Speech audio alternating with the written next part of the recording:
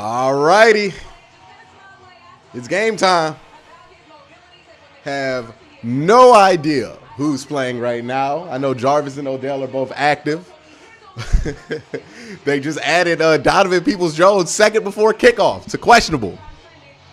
Who knows who's playing right now? Who knows? But make sure you guys hit that like button as we get ready for kickoff here for the Browns versus the Denver Broncos. Just a heads up, since it's a national TV game, I'm not going to be behind. If you're used to me being behind, make that adjustment. Listen closely. I'm not going to be as behind as I am when it's a Sunday game at 1 o'clock or 4. National TV games will be a little bit different on the delay.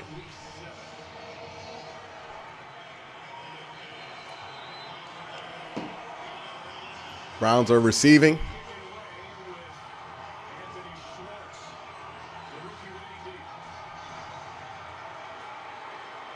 Here we go.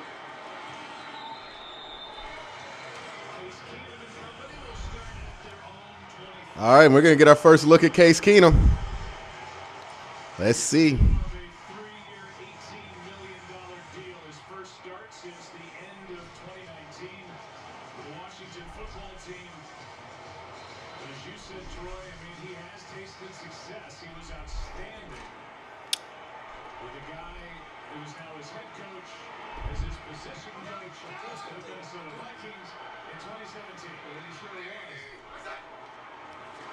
Play action boot to Jarvis, extended handoff, and they're going to get Jarvis about 5 yards here to start the game off.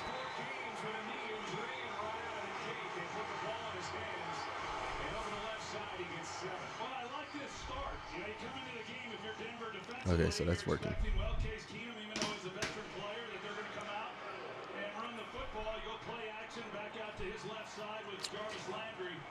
Browns are going to be in that 5-yard passing offense about all game here with Case Keenum in.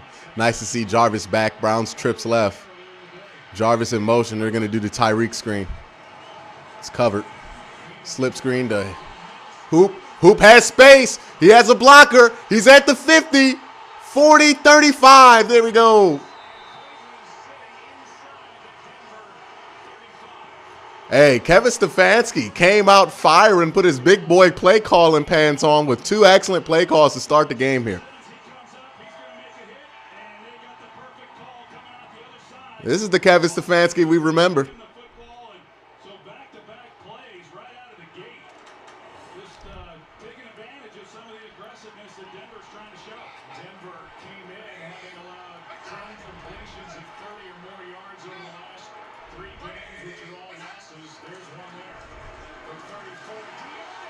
Oh, Dearness. Nice.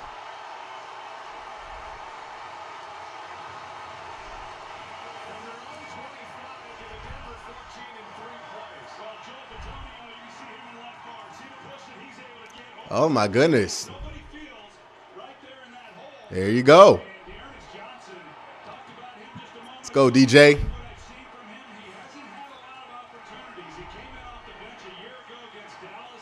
All right, they're in the red zone here, 15-yard line. The execution here has been awful all season. Let's see if that changes tonight. Keenum going to go play action. No, it's going to give it to Johnson. Johnson going to get the edge, cuts up the field. 10 yards for Dearness Johnson to add on his 20. He has 30 for the day. My goodness, what a difference having a starting offensive lineman makes there, right? Able to run to his side, dominate it. Make sure you guys hit that like button, by the way.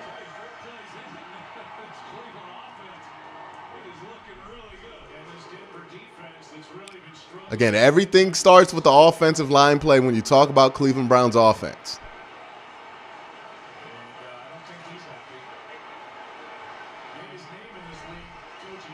I will go boot out here, try to hit Landry on a quick out. They're going to go run. Dearness Johnson up the middle, stays on his feet. He's in. Dearness Johnson. Dearness. The former XFL standout. DJ. Let's go. Let's go. That is the first time in a long time the offensive line, I would say since portions of that Chargers game that this offensive line has looked like the Browns offensive line of old. And when they can do that, they look good. Boy, ain't no way, boy. Boy, ain't no way. I know, right? Boy, ain't no way, boy. Boy, ain't no way, boy. Let's drop these bombs on them. All right, defense, let's play some football. Let's play some football defense. Let's go. Let's go. Feeling better. But we don't know what the future is going to be. Who's going to be playing long term? If Baker's going to come back this season, what's going to happen? But we do know what's happening right now is the Browns are up 7-0. 7-0. Some great play calling, some great blocking on the offensive line. It's amazing how much different the offense looks when you're able to execute at the level that people expect you to execute at. That's what you want to see. Execution. I've talked about it. I have driven myself crazy with that word over the last 6 weeks, but execution is key. And they finally executed. There we go. There we go. That's what I'm talking about. That might be the most satisfying drive of the entire year. Did smart things. Case Keenum ain't had to do much. He ain't have to throw that ball past 5 yards to that entire drive. Just hit the screen, easy throw. Hit the screen to Jarvis, easy throw. We don't need to stress it. The offensive line can push. If the offensive line is pushing, hey, move the ball with Dearness. Dearness looked pretty good out there. Dearness looked like he's trying to get another contract with another team next year. $5 super chat from Max, who says, beautiful start. I'm having fun tonight no matter what, in all caps. I hope you do, Max, because you was down bad on Sunday. I hope you're feeling better, bro. I hope you're feeling better. But there we go. Look, for this team to get through this stretch, however long Baker's not going to be here, they're going to have to do stuff like this, right? They're going to have to execute, and they're going to have to run the ball well and play complementary passing football. That is what it is.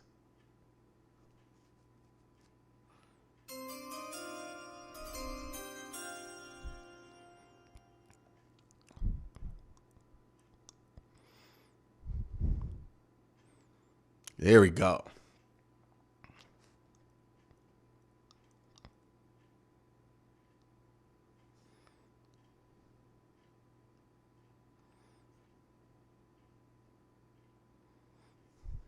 Execution, clean execution, offensive line play makes a difference, right? You know, you're down to your third string, you're back to first string. All of a sudden, you can run behind a given side of the offensive line without worrying about the edges leaking. Let's play defense now.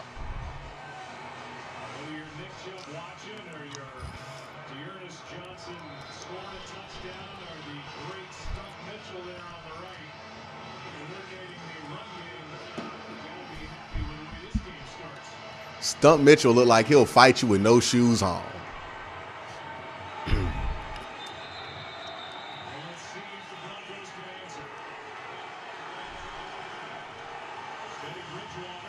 Let's play some defense here. Let's get nasty, Miles. Miles got to wear the sleeves so they don't find him. Let's get after him. Let's get after him.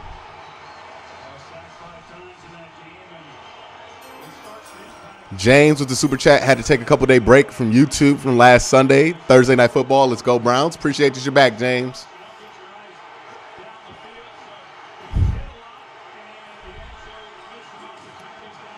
All right, they're going to run the ball here, and that's stuffed.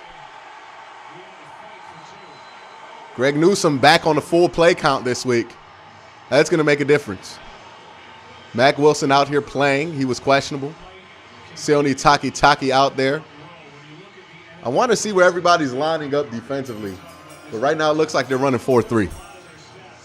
Meredith says, I may get mad, but I'm still the Browns to the end. Big shout out to Quincy. Shout out to you, Martis. I apologize if I mispronounced that. All right, 2nd and 8 here. They're going to run this in the middle. John Johnson steps up in the hole, and he's finally playing closer to the football. There we go. Small adjustment. That might be John Johnson's first big play of the year. 3rd and 7 here for this team. They struggled here last week on 3rd and 7. This is going to be a key down for them, right? If you get this stop here, you're going to feel like this momentum's going to take you away. But a key stop here. Crowd's going crazy right now. Thursday night crowds are always crazy. They got Grant deep safety. They got Troy in the slot. And it looked like they got Ronnie at linebacker. Bridgewater drives back, throws it up the middle. No offense. No good. No, sir. That's short. Chosen Cartel with the $5 super chat. You a clown for that Stump Mitchell comment? Act like Stump Mitchell would not fight you with no shoes on. Come on, man. You know Stump Mitchell gonna fight you with no. That man beard is 10 inches long.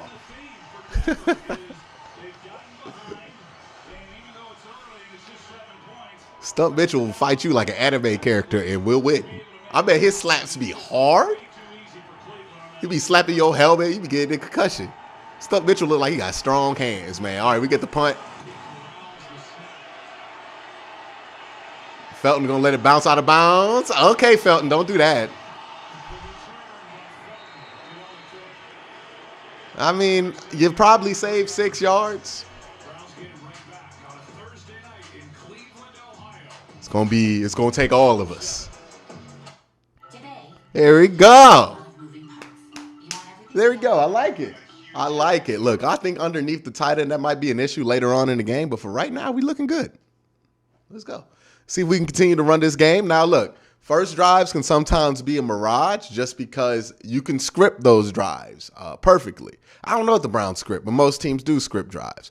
So it can sometimes be a bit of a mirage, your first drive. But, you know, that's why it's important to see how they come out on the second drive. Neil Nally says, man, we're looking like the Browns. You agree?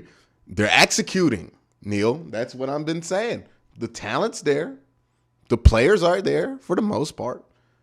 They just haven't executed. And when they do execute, oh my God, what a difference, right? Sometimes it's not big adjustments. There's some small adjustments they made on the defense. They put John Johnson closer to the ball. They're letting Grant play more true free. Those are good adjustments. Those are adjustments I like to see. But it doesn't take a big overhauling change to get this team to play at the level that they need to. It just takes them executing. That's really what it does.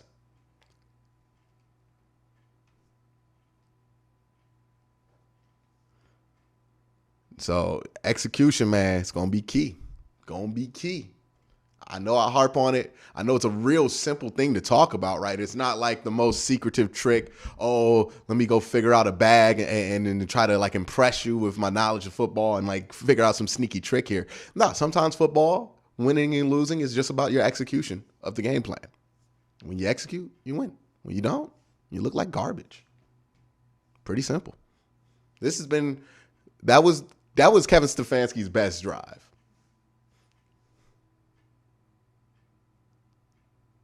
Best drive. And right now, you're just letting Case Keenum do what Case Keenum can do, right? Throw some screens, maybe some inside slants, make the game easy for him. In this kind of a game, since you don't have Baker Mayfield, you're going to want to score as many points as possible to build up that cushion because you don't really want Case Keenum to have to throw the ball more than 15 yards. That's where he can get exposed. So push, kill clock, score points. I don't think they're going to be going for it in the red zone. You know, when you have Baker, you can do that. When you don't have Baker, you're going to have to play a little bit tighter. These two were also together in Minnesota. There's a Minnesota theme running through both these teams. It was homecoming. Johnny Stanton in motion, and they got him off sides. They're going to try to say it was on Stanton, or 93 is at least trying to plead the case, but Jones jumped across the field. That's got to be offsides. Ah.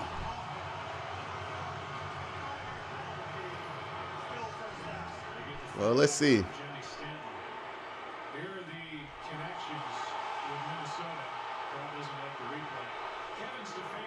Let's show the replay. We know Kevin used to coach in Minnesota. Why are we showing all this? Bro, show the replay.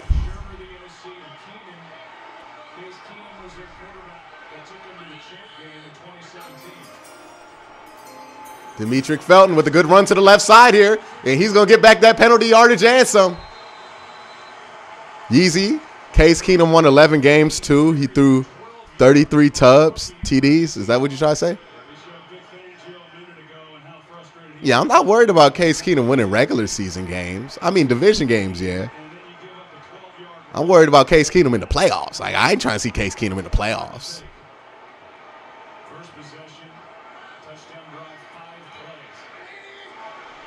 They're going to go empty here, 2nd and 3.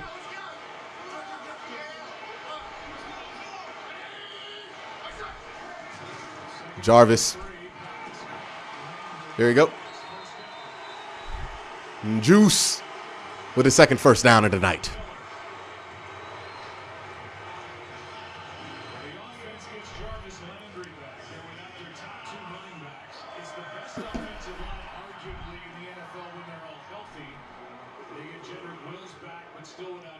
Jet looks good right now. Hopefully he can stay healthy the whole game. Browns empty. Higgs out there. Double out left. I think there's going to be a run. They got numbers. Nope, they're going to drop back. Underneath. Ooh, it was behind him, but he caught it. There you go. Nice, easy, slow. Small chunks. We're going to do small chunks today. That's fine. What's the 2nd and 5? Good time to run. Hey, guys, make sure you guys hit that like button. We got 300 people watching. Make sure that this can spread so more people can enjoy it. Hit that like button, please. Keenum with the handoff to D'Ernest. D'Ernest going to run up, and he's not going to get much here. It's going to be at the 3rd and 4 on the 40.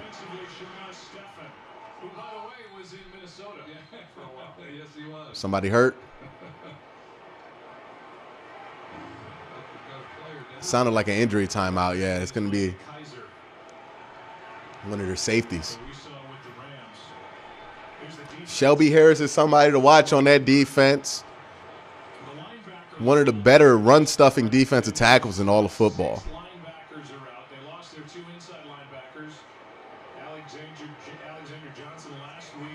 Obviously, Justin Simmons, we know about him. Von Miller, we know about him.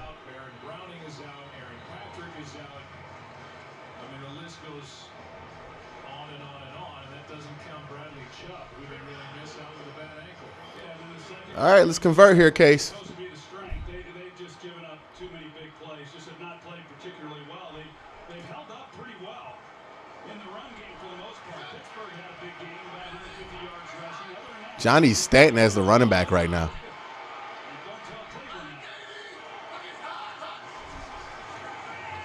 Move the pocket. He's going to set his feet. Downfield. Has Higgins. Oh, has Jarvis. He catches it twice. It must be a massive adjustment for these wide receivers to see how hard Baker throws it, and then like Case Keenum just kind of pops it in there gently. Jarvis Landry has been well utilized in his return.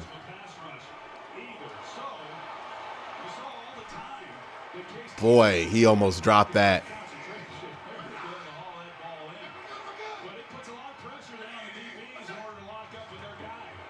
And D'Ernest with the back cut. Nice run by D'Ernest Johnson might actually just be good. There we go.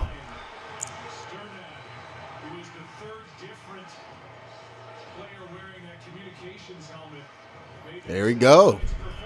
Good run. Keep it in 2nd and short, man.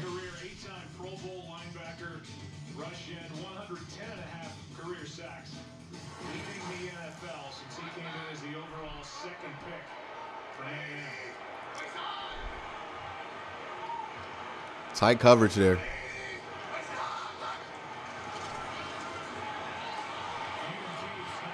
He's going to throw it downfield. Oh, down. Oh, it's picked off. No good. All right, we'll see. Odell was open, though. Yeah, the ball was just got there slow. It's from what I can see. Let me give him some justice. Did he get there slow? He bumps out there. Ball should be out now. He pumps it. And that was well short of Odell. That's where you're going to miss Baker.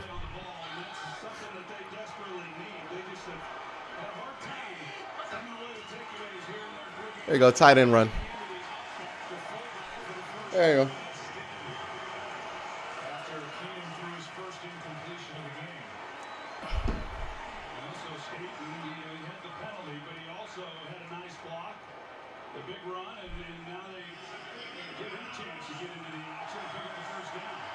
There you go. Well, you're going to be fine with Case Keenum under 15 yards. When you ask him to stretch the field, that's an issue. That's why you need to dominate time of possession and really score whenever you have the opportunity to. Points are at a premium. Good run. Oh, he got caught up. Still on his feet. He got caught up there.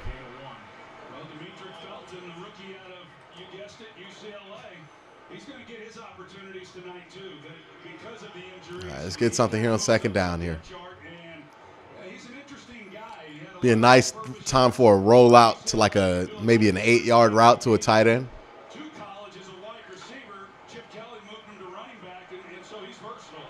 Or they might go mesh here.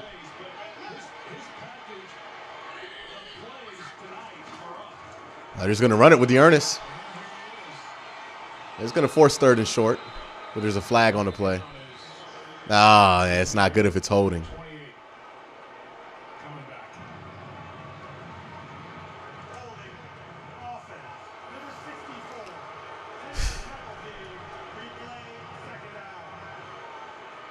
Come on, Trent.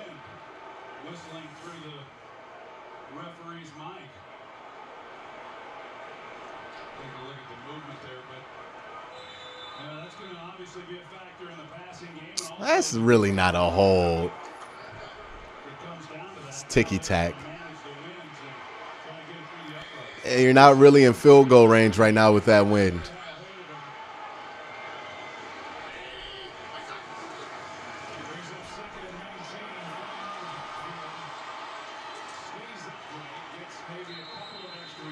All right, so it'll be 3rd and 11. That you're at least in field goal range. I know you guys aren't going to like it, but I wouldn't be surprised if this is like a draw or something.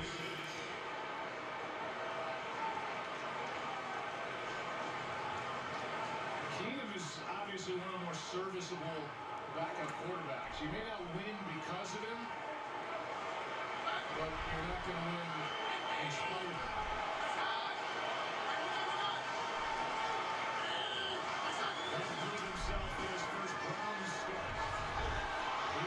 Just get rid of the damn ball.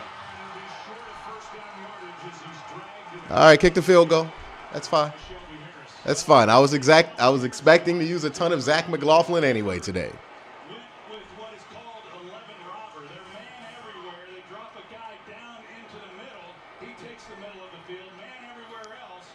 Yeah, he saw the robber. If Case Keenum is able to escape this, it's just one-on-one right there with the robber, Justin Simmons. And if he's able to make it, he picks up that first down. I know Joe Buck did not just, or Troy Aikman did not just say if Case Keenum could make Justin Simmons miss with a straight face. All right, kick this field goal. It got hit. It's good. Good kick. Good kick, Zach. Oh, don't you jinx him, Buck. There we go. Rides the wind through the uprights. Browns up 10-zip. An F-150 isn't an F-150 because of the name on the tailgate.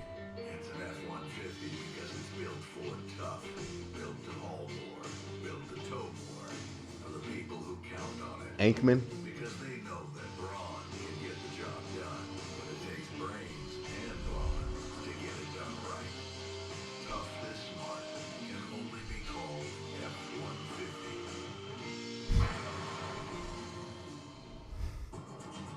Paula needs a parachute.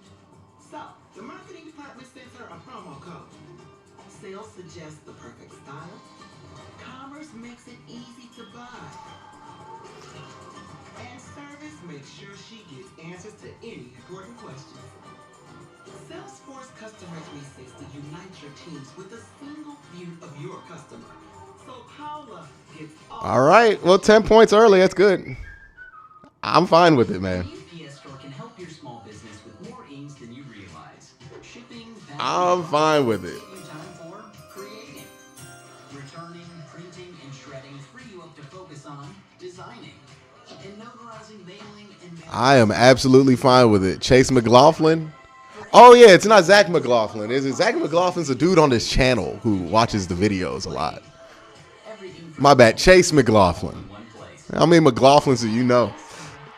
All right, yeah, shout out Chase. Pretty sure Zach appreciates his shout out if he's here. Price? Thought that was our thing.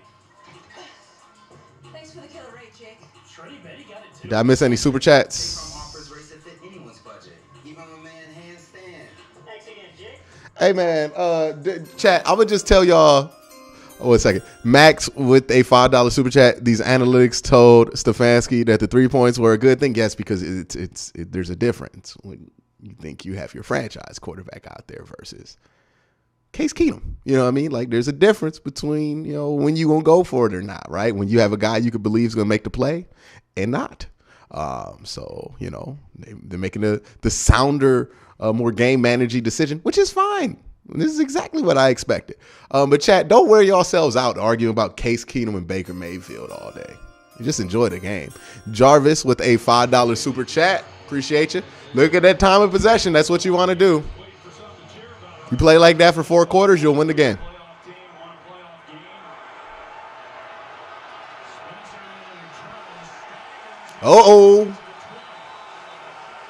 returns. Macawison. Special teams ace. You still have a free chance at $25,000 of Terry's money. Just download the Fox Super 6 app and play RP Star-Lord says, hey, if Baker misses major time, what do you think about Newton? I'll worry about what we're going to do if Baker misses extended time after this game.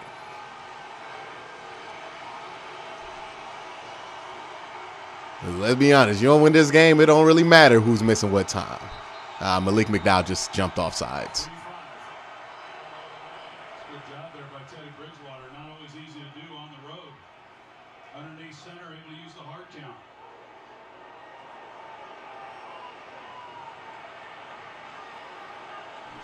That didn't look like it was that hard of a decision, but they're huddled up to talk about it, these officials.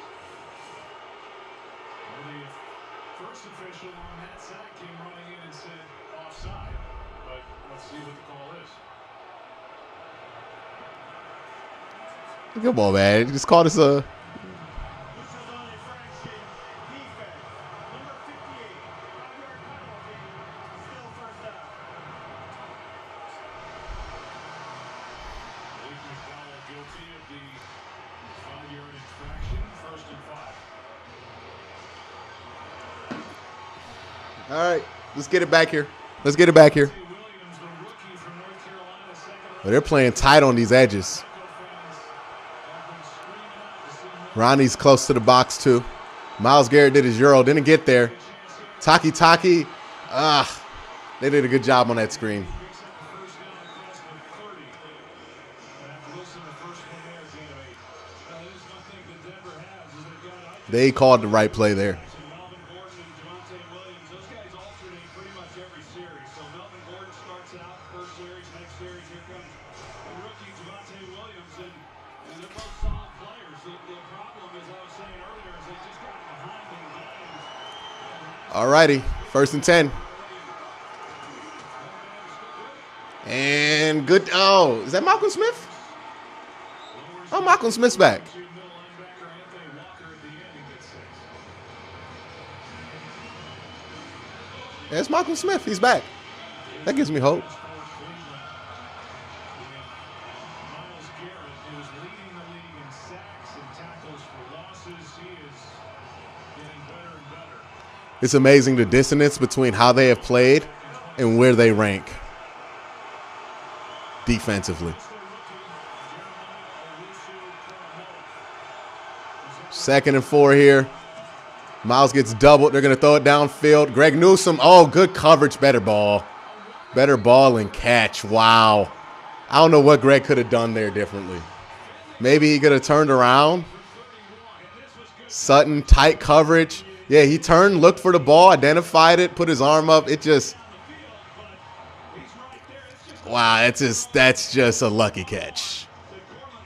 That's just luck. I mean, it's skill and luck, but it was more luck.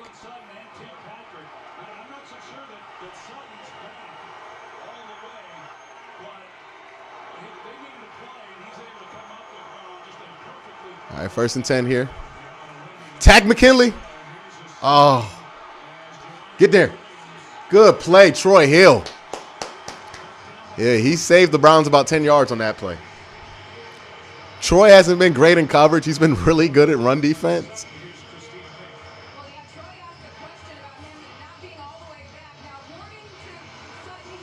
That's good coverage by Greg, man.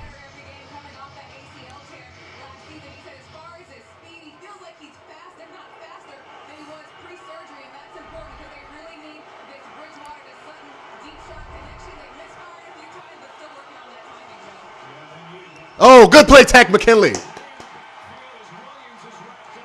Tack McKinley shot out of an absolute cannon on that play if they show the replay. My goodness. My goodness. He shot out of a gun.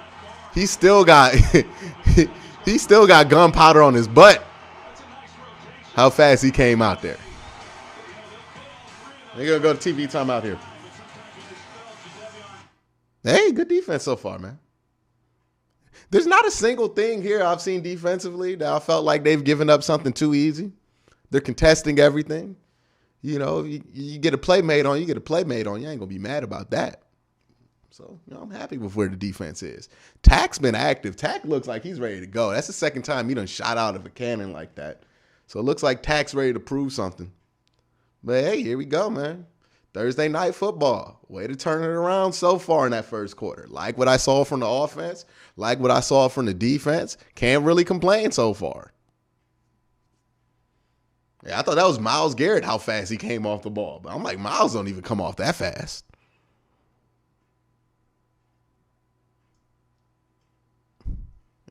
By the way, y'all notice that Troy Aikman really suggests in that one play that Case Keenum could have made Justin Simmons miss with a straight place. Troy Aikman hilarious, man. Troy Aikman is hilarious. That's hilarious, man.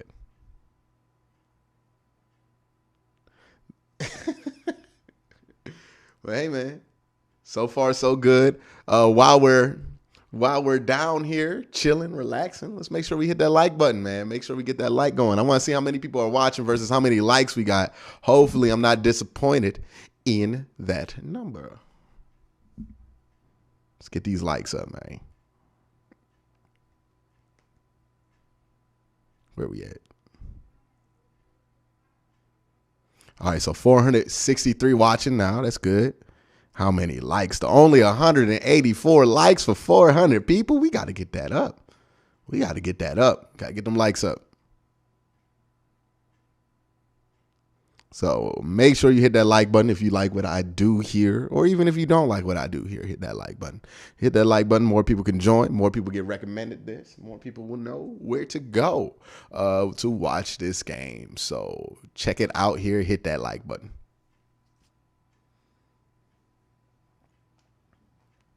Told you that running back depth was deep. Look, I know the Browns run a lot, but like, dude, you don't keep 4 running backs on the roster unless you think they all 4 could play. You know what I mean? You don't keep 2 bums or on the roster as your backups. You feel like you got 2 gems. If you're keeping 4 running backs on the roster and you got Chubb and Hunt, they must have thought that Dearness and Demetric had something really special to offer. 3rd and 9. Let's get off the field.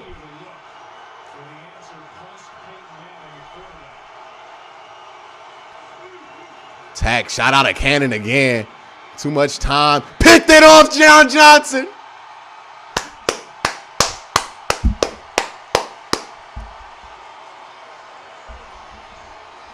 Here we go. John Johnson having his first couple of big plays here. Just so happens they moved him away from that free safety position. You see Grant over top here. John's going to play more of that strong. He's going to come underneath here. Play smart, great instincts, picks it off. Small adjustments, man, make the difference.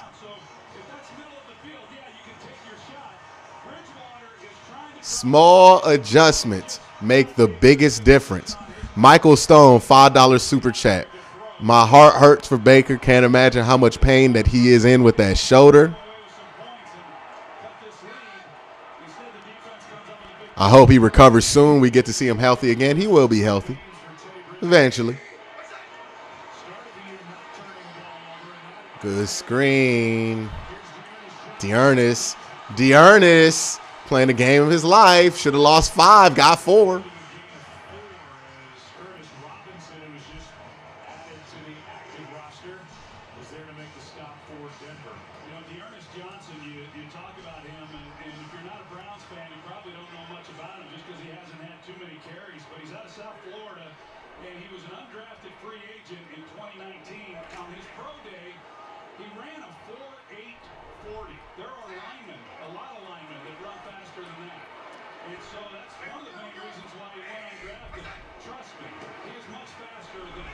Dearness Johnson, boy. Why is he running so good? All right, DJ. What? Orlando Apollo legend. Him and Garrett Gilbert.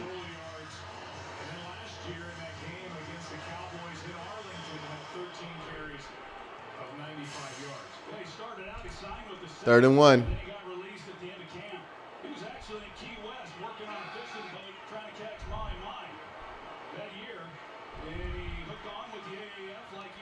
They gonna run this with Jarvis?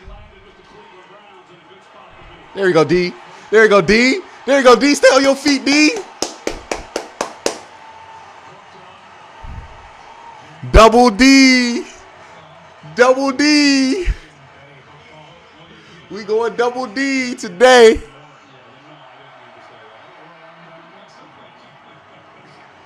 Dearness and Demetric, double D. Let's hit him with them double Ds, baby. Oh, we got John Kelly in. Double DJ.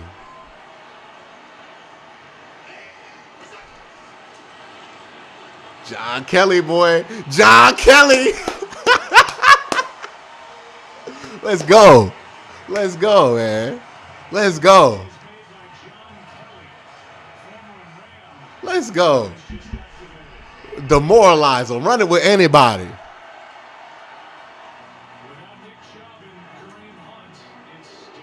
AB with the spoiler warning. I told y'all, ain't no delay on this watch party tonight because it's a national TV game. Let's go to backup Browns. Shout out for that super chat, AB. I appreciate that a lot. They're going to run it outside. Is that Felton? Oh, it's Kelly? Nah. I think that's Felton.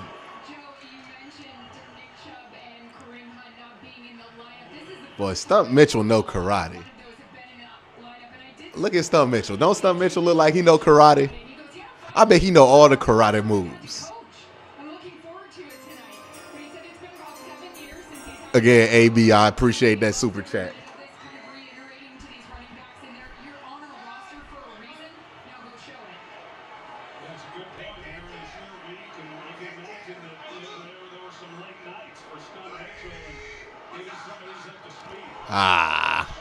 You shouldn't have hard counted.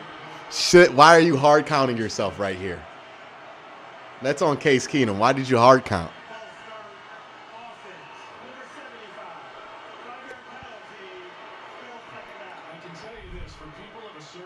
Yeah, why the hell did he hard count?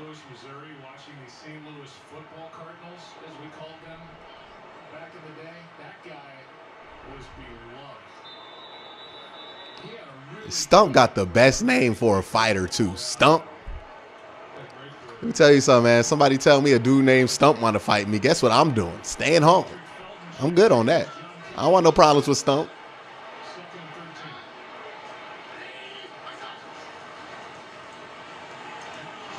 Odell, man. What's going on with you, baby?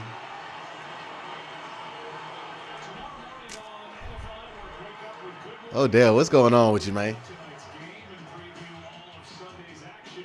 Good morning football. Tomorrow it's 7 live. That's routine breadbasket for you, man. Those guys do a great job on that show. I watch them just about every morning, all of them. I just think they're awesome. And I know that Nate Burleson went on to, I'd say, Every time they show Stump Mitchell, man, I got like 15 more thoughts about Stump. That is a very interesting man. All right, man. 3rd and 13. Throw that bitch up.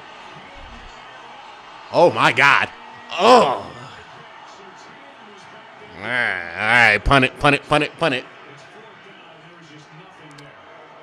Yeah, man. We got to keep it within 3rd and 5, man. We can't be anything longer than the 3rd and 5 today. That's just that is what it is. We got to stay 3rd and 5, 3rd and 2. We can't really be having these penalties this week, man. We know what the limitation is with the offense right now. those two, first of all, playing together at Alabama. And if Trayvon Diggs and Pat Surtain were on the same NFL team, I'm not sure anybody can play that. They ended up with a 3-yard penalty on Parsons. Good defense.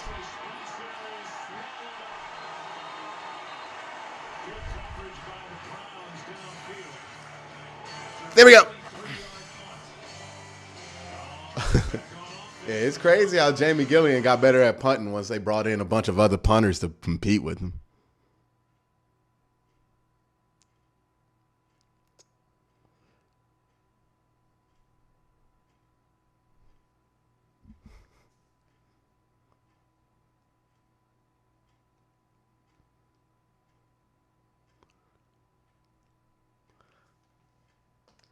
Yeah. Hey, so far, so good. Look, nothing we didn't know on that drive that happened there.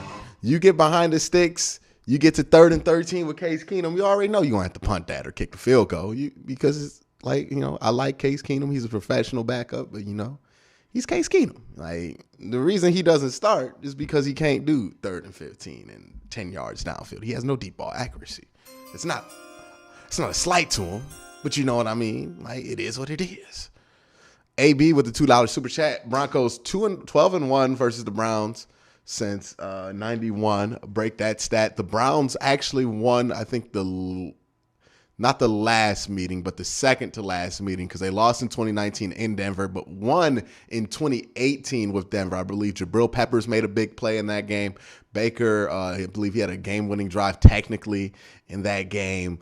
It was a close one, but I remember 2018 was the last time the Browns had beaten the Denver Broncos, and that was in Denver. Got the $5 super chat from Falms, who says, I need more Stump Mitchell content. You got me weak. Shout out Farms. Chosen Cartel also says, keep the Stump-isms coming. Yeah, man. Hey, look, man. Every time they show Stump Mitchell, I'm about to be out here with the Stump Mitchell content, because how can I pass it up? Come on, man. Stump Mitchell is hilarious. I mean, I wouldn't say he's hilarious to his face or nothing, because I don't know how he would take that. And I don't want to risk Stump Mitchell taking that the wrong way, because, Stump Mitchell might mess me up. But, Neil Nally says, why is OVJ dropping passes every game? He dropped, 3 passes in 3 games? So, I don't know. It takes, the one thing I'll give him is maybe it takes a while on those inside quick hitter routes to get that timing down and to get used to it. But still, it's just a weird thing.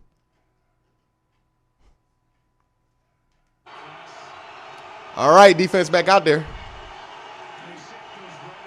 Put that pressure on them. They had the baby dog pound in. False start. Push him back 5. Let's see who gets the 5.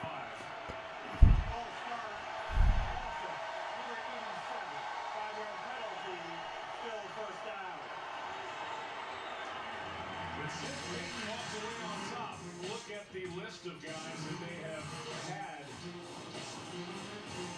trying to fill those big shoes. Simeon, Lynch, Osweiler, Keenan, Flacco. Michael Stone with the stamp with the $10 super chat says, I bet Stump Mitchell coaches barefoot. Stump Mitchell do everything barefoot, man. There you go. Good defense.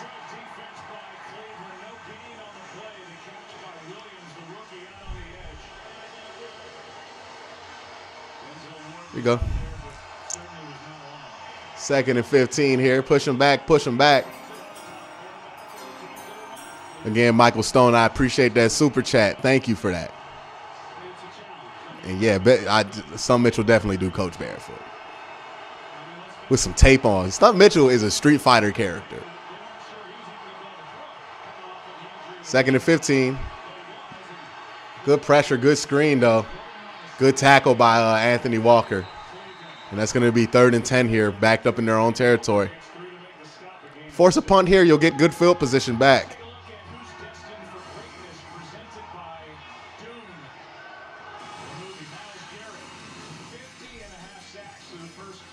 Well, that's a good number for Myles Garrett.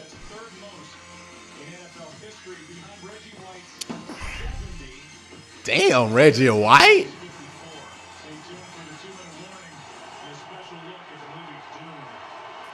Third and 9.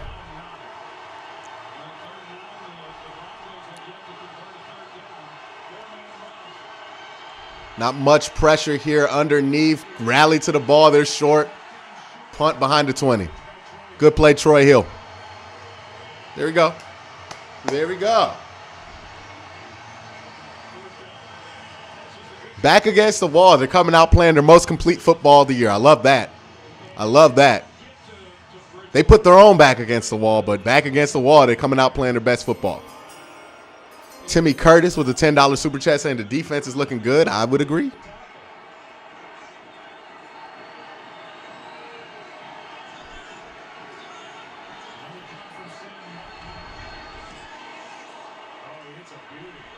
Wow. You can outrun it, though. All right, good enough return.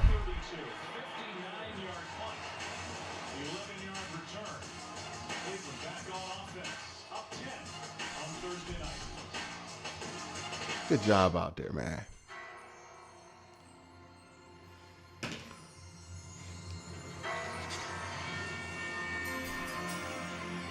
Honestly, any drive where you can get 4 minutes of game time off the clock, even if you don't score, is not ideal. But again, in the situation you're playing with, man, you know, that's still a win. Neil Nally says Stump Mitchell coaches barefoot and knows where DB Cooper's gold is.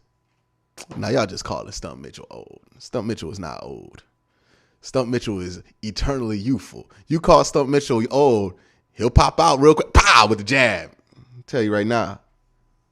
Bet Stump Mitchell's kids are the most disciplined children you have ever met. Could you imagine getting the dad pop from Stump Mitchell? Come on, man. Come on, man. I wouldn't want that. You just in the car mouthing off to your dad like a teenager and Stump Mitchell, I had enough. You'll be done. Franklin Troll with $5 super chat says Chuck Norris asked Stump Mitchell for advice. That's true. That's true. That's true. The reason Nick Chubb don't talk is because Stump Mitchell is his coach. He don't want no lip. Stump Mitchell out here, I don't want no lip from you.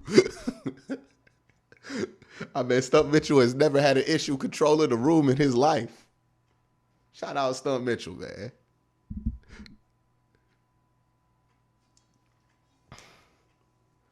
Stump Mitchell, man. That's the GOAT.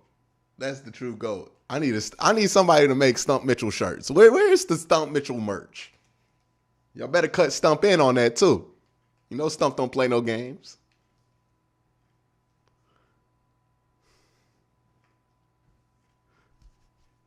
That is hilarious, bro. All right, man. We back to the game. We back to the game.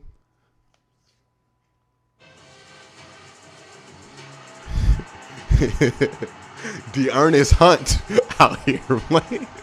Splack with a $5 super chat. It would take eons to pronounce the first syllable of Stump Mitchell's true name. Dave May. Stump Mitchell went to the Virgin Islands. Now they just called the islands. Oh, my boy Stump, man.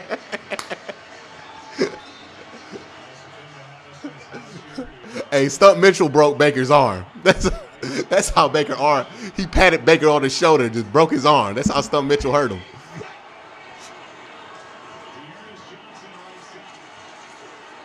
All right, good run. Aaron Andrews, I don't think Baker likes not playing. No, not at all. And he didn't offer us those pretzels and chips, Troy, that he has in his commercials. But we did have a chance to speak with him pregame, and this is the first time in 8 years he's missed a start. And he told the both of us he's missed. Y'all are hilarious, man. Appreciate the super chats, by the way, Dave May. Appreciate the super chats. Why Baker look like Baker is coaching? But I can tell Baker's a busybody, man. He can't stay still, can he? Boy, where's his sleeve? Ah, what you doing? Oh, my God, boy. All right, Case Keenum. What a pass. What are you talking about? That was not... What the hell was that?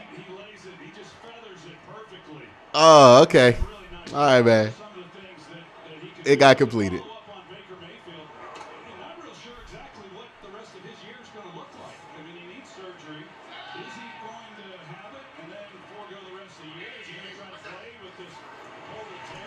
Fullback. Why haven't we gone to fullback dives on these third and shorts earlier in the year?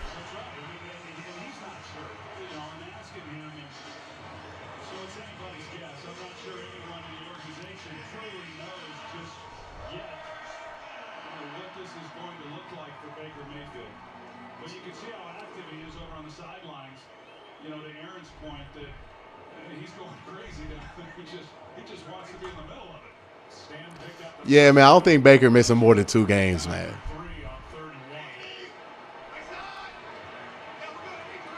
If he ain't in no sling, he ain't missing no games. Play action. Get rid of it. Oh, he just threw it up for grabs, man. No play. No, that's not pass interference. This is a clean ball.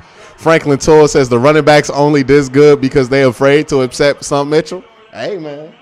Fear is a great motivator.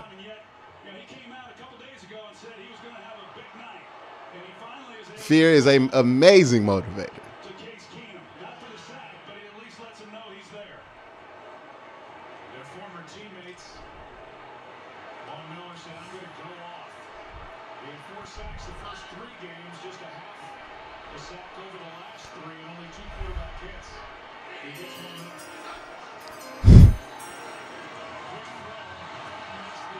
Oh, Felton, stay on your feet.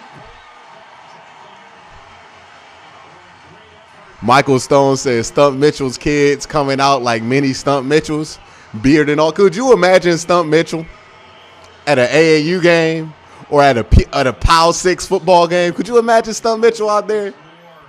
Talk about something to an 8-year-old. Get in his chest. Let's go, SJ. Get in his chest. Stump Mitchell, hilarious, man.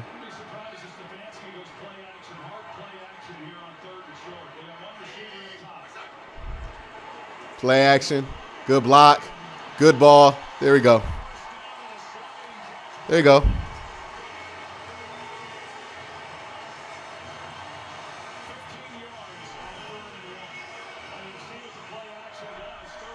Stump brother name Stab. Stop. Stop.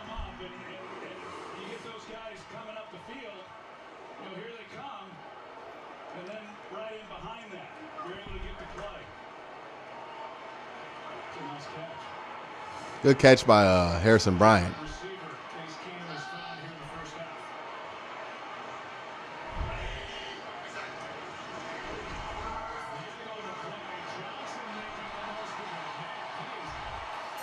Dearness Johnson looks good.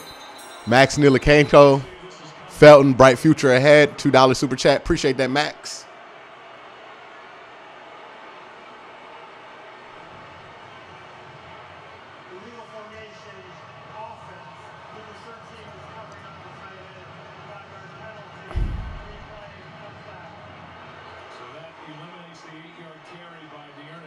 How is he covering the tight end? He was all the way on the opposite side of the field.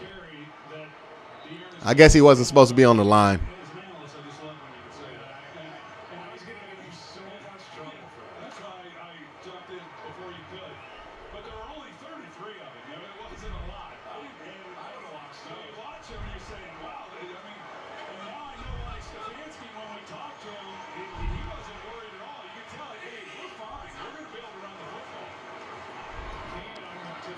Oh!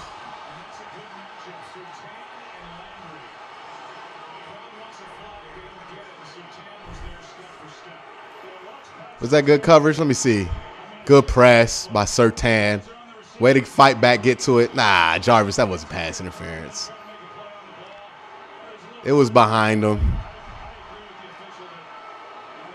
Nah, it was behind him.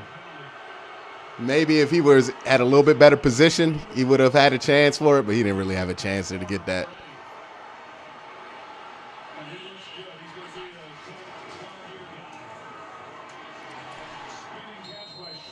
That'll get you into third and 8. Get a little nervous on these third and longs here.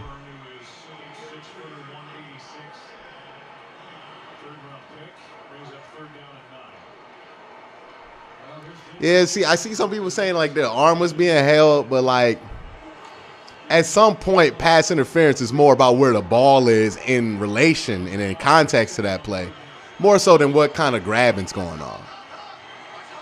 Honestly, that's how you want it to be called. You don't want ticky-tack stuff, right, all game. David Njoku screen, and he got it. That's such a good play.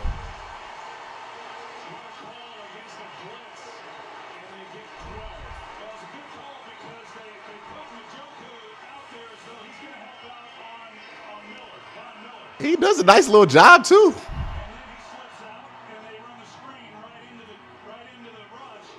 Good sell.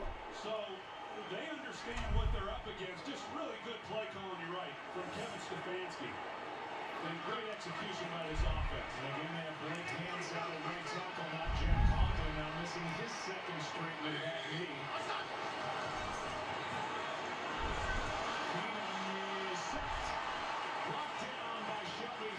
Yeah, I don't know what the protection was on there, but they did like a weird stunt thing.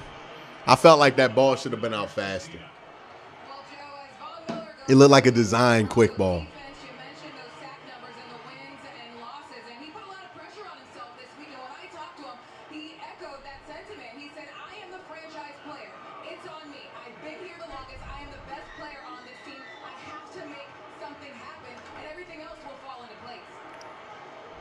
He stopped short of guaranteeing a win, however. He said, I guarantee I'm going to go off. As far as everything else, I don't know. Here's Johnson, who reverses close. All right, so that's going to be 3rd and 11. Hey, you got time off the clock. You make this field goal. That's a good drive.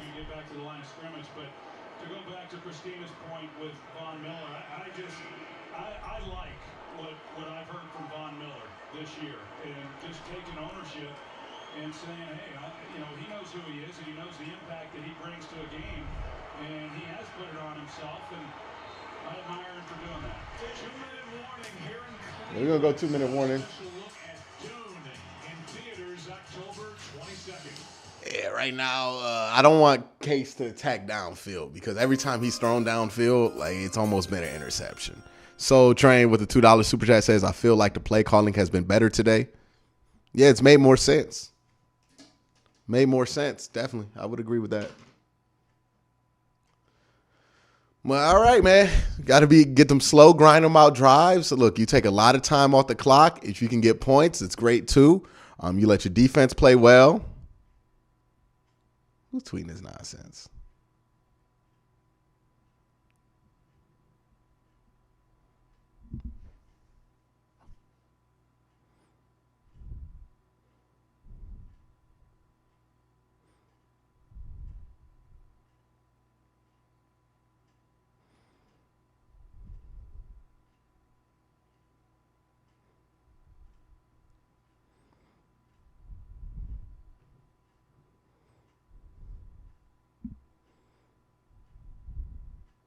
There you go. Yeah, play calling been better. Offensive line execution has been better. Honestly, that's the biggest difference in the game. The play calling is going to look a lot better when Dearness Johnson getting 15 yards on a run here. You know what I mean? It's been that too. The offensive line execution has been better. Had a couple penalties, but other than that, the execution on the offensive line play has been better. And I told you, like, the offensive line play being bad has been something that has trickled in to the rest of the team, right? Where we talk about, okay, now the play calling's getting bad because the offensive line can't block and you can't call certain plays, which is trickling into the quarterback, which is trickling into the running game, which is trickling into all of these things. Not blaming it all on the offensive line, but a leaky offensive line is foundational damage, right? It's going to cause a problem throughout the entire house. It's not just going to be limited to the offensive line. So now that you're getting better offensive line play with your starting tackle out there, all of a sudden, certain things start to look a lot better than they have in previous weeks, and you're able to execute. It's going downhill.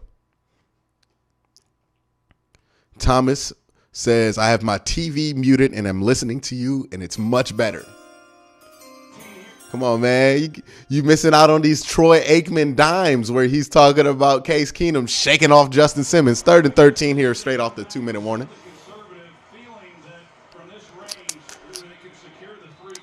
Yeah, man, run that draw. Give me these draws. They gonna go empty? No. But they definitely ain't running it with Johnny Stanton.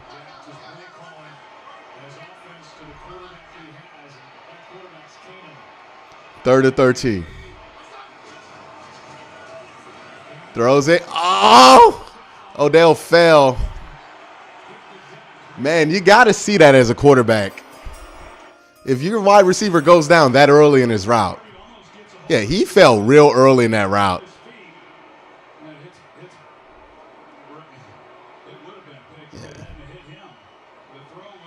Yeah, Case, you got to see that, buddy. Turf monster got him. Darby was right there to make the play, so it would not have been a first down. Chase McLaughlin is hit on this windy night from 52. Bro, y'all acting like y'all tripping on Odell right now. Like, falling on the field doesn't happen to literally every wide receiver in the NFL.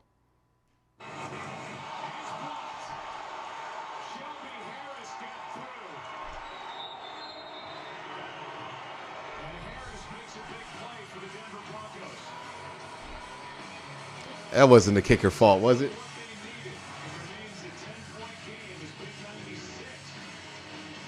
Well, who big ass went down to the ground?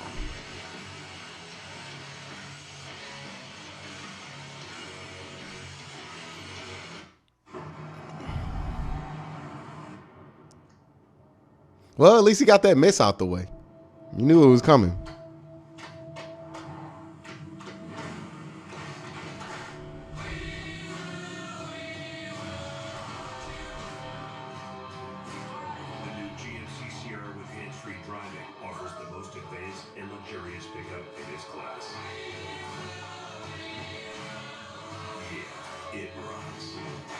Once upon a time, there lived a princess with really long hair who was waiting for a prince to come save her.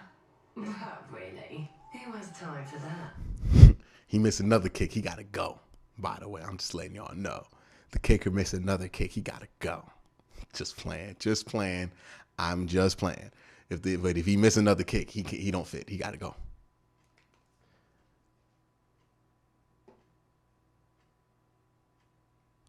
I've never seen a group of people trip over a wide receiver falling on a natural grass field as if people don't fall on this field all the time. That is hilarious to me. Come on, man. Come on. Like, you could be critical about that drop he had earlier because that was not good. But he fell. Y'all jumping on him because he fell. Come on, man. He's on your team. Give him some grace. That'd be like if I was out here jumping on Chase McLaughlin because he got a punt, because he got his kick blocked. Talk about something he should have arced it higher. Like, come on, man. That's just all kind of levels of unfair. All kind of levels of unfair.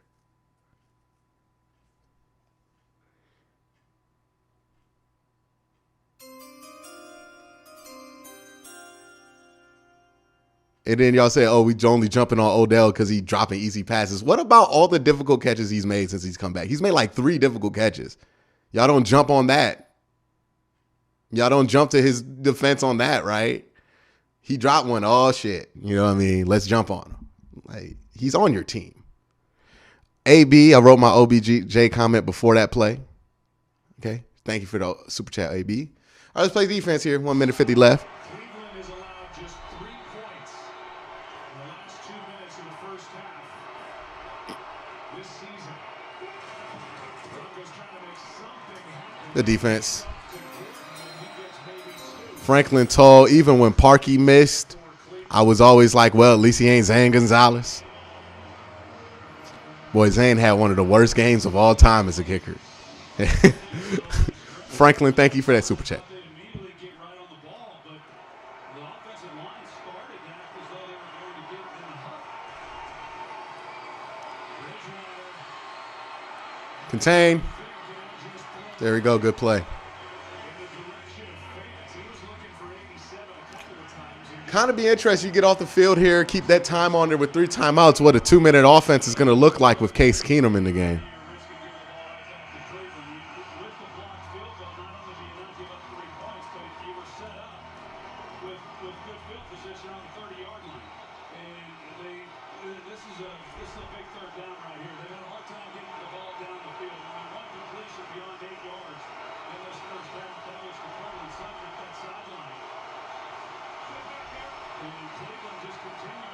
Third and 8 here. 1 and 18 left in the game. Oh, he got him. Oh, no. Delpit didn't get him fully. He throws it out of bounds. All right. That's just as good. Honestly, it's better because the clock doesn't run out now. Grant Delpit with a good pressure. 1 minute 9 left. You get 3 timeouts. Let's see what this 2-minute look like. well, that was a really good job defensively by Cleveland. You can see Joe Woods, a defensive coordinator, and they disguised Boy, Delpit's fast as all give all. 4-man rush. I was saying it up here. Good coverage, too, in the back end. Rushers, they timed it pretty well. Didn't tip anything. They're able to get home. Now, Grant, against a better quarterback, you got to bring him down. They're going to get another shot with playing a tournament all 3 times. Fair catch. All right. This is going to be interesting. What's the 2-minute going to look like with him? 41-second drive for the Denver Broncos. Another rough game for Teddy Bridgewater. Under pressure. That would have been roughing last week. By the way, we're going to talk about tough quarterbacks. We also have to acknowledge that Teddy Bridgewater, real tough dude. Real tough dude. This is a dude who's played through like every injury in the book. Ali Muhammad with the super chat saying, when should the Browns start blitzing? Oh, no. Do what you're doing right now. You don't need to blitz right now. What? Don't do that. Don't do that.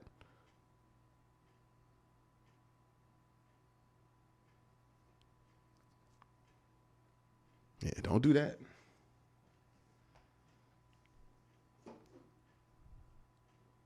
Everything's working right now defensively.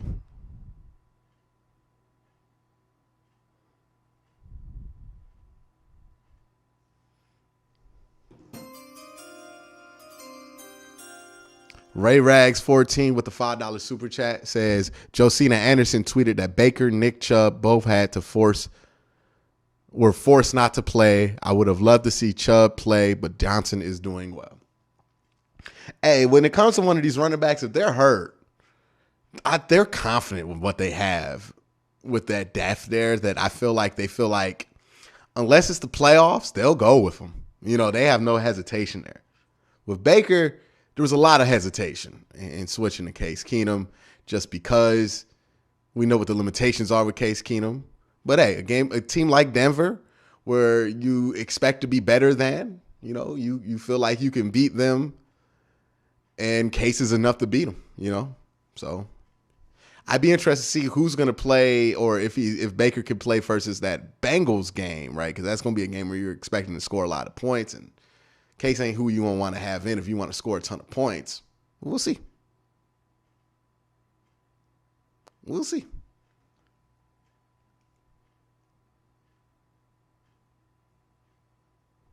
Some of y'all love to be mad at Odell more than y'all like to watch the game. Defense been playing lights out. Y'all still talking about Odell because he failed? Come on now. Let's go. Let's move on from it. Let's move on, guys. Still talking about Odell. After the defense got a 3-and-out. Really dominated, but they're only leading 10-0. Under Baker Mayfield, Cleveland scored 42 points. Y'all obsessed at this point. I want to see what this 2-minute drill looks like, though. I imagine they're going to squat on everything.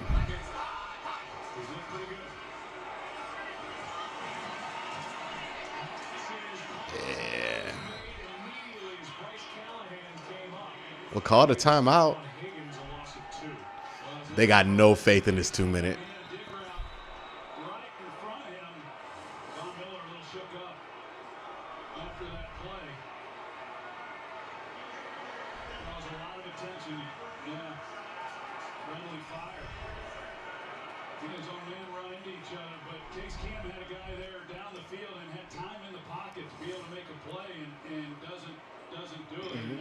If this 2-minute drill is anything like the last one I remember watching during the preseason. We'll be right back after this message from Progressive. Progressive presents At Home with Baker Mayfield. Can you hold this for a second? Here we go. Some for you. Some for you. Oh, who likes nachos? And one for Mr. Cowboy. Happy Halloween. Enjoy. Golly, they just get cuter and cuter every day. Well, instead of Baker, it's Case. And I guess that is fitting. They have a home game here on Halloween against the Steelers. Hopefully he'd be back for that. Mayfield putting the nacho cheese dispenser aside and playing football, or will it be Case Keenum?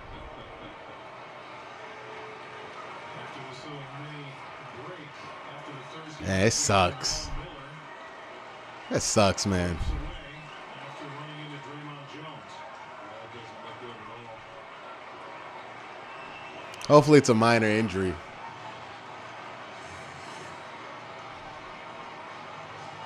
Oh, man. That's terrible, man. He's missed like the last 3 years with injuries. This might just be it for Von.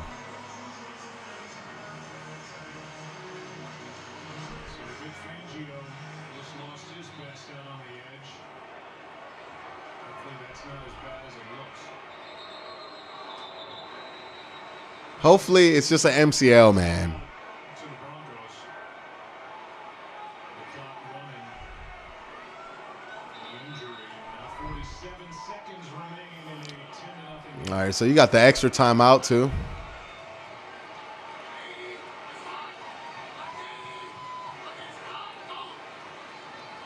Stop hard counting.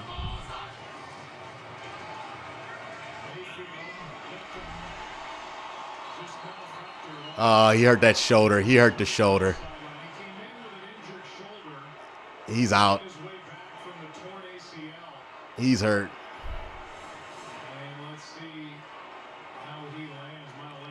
Yeah, he probably shouldn't have played today. He's out.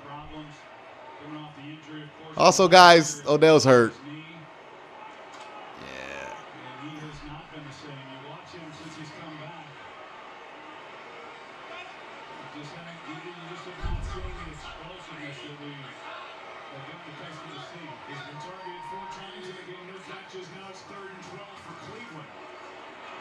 Get rid of it.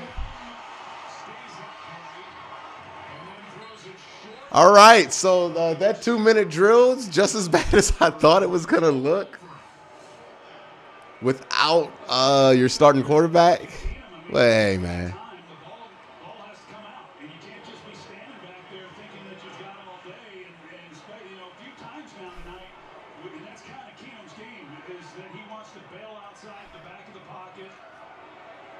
See, I He can make some things happen, but backed up the way that he is, you got to be real careful with it. No chance for Denver with 2 timeouts, 35 seconds left.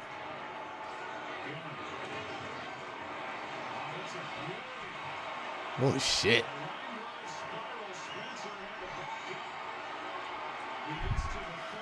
A good punt. He destroyed his shoulder on that play. He wasn't going to catch the damn ball. One of your players got hurt, and some of y'all are doing. Why are some of y'all doing victory laps when Odell gets hurt? What is wrong with you? That's so weird.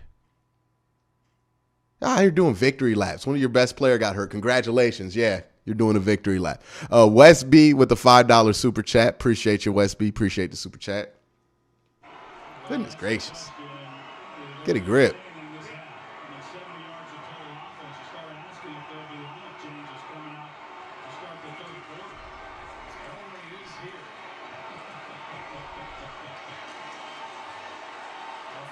Yeah, he earned that one.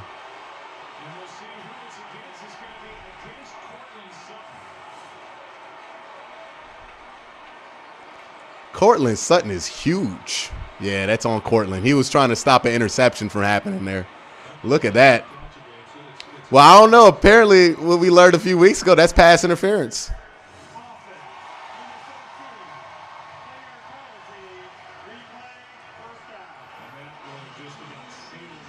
A player not clicking is not a good reason to celebrate an injury. I don't care. If it wasn't working, if he wasn't playing well, you don't celebrate an opponent's injury. You definitely don't celebrate your own player's injury. That's just weak. That's pathetic. We'll get the ball to start the second half from Von Miller. He's going to go in and get looked at. First and 20.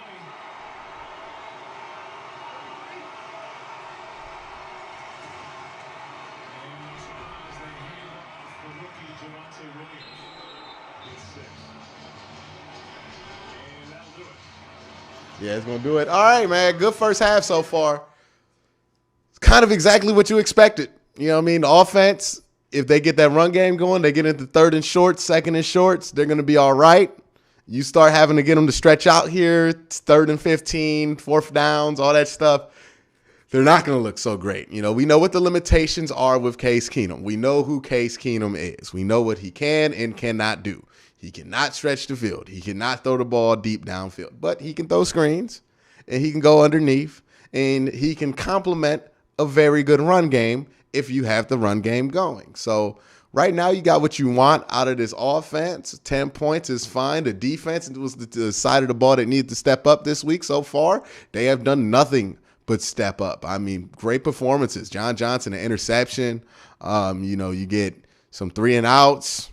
I'm happy with what the defense is doing right now, for real. So, all in all, got some good things happening here. Offensive line's healthy. They look better. They're executing better. It's some positive things to be gleaned from this.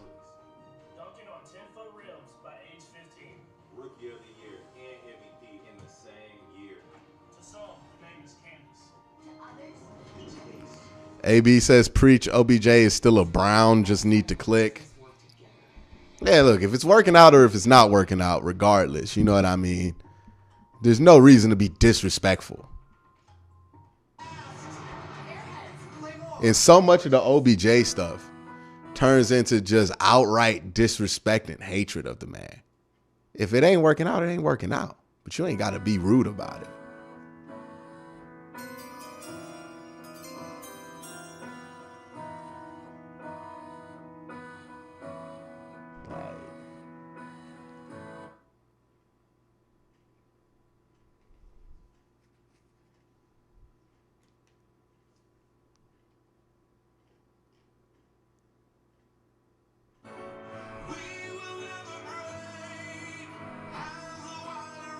That's definitely going to give me a copyright claim if that plays out.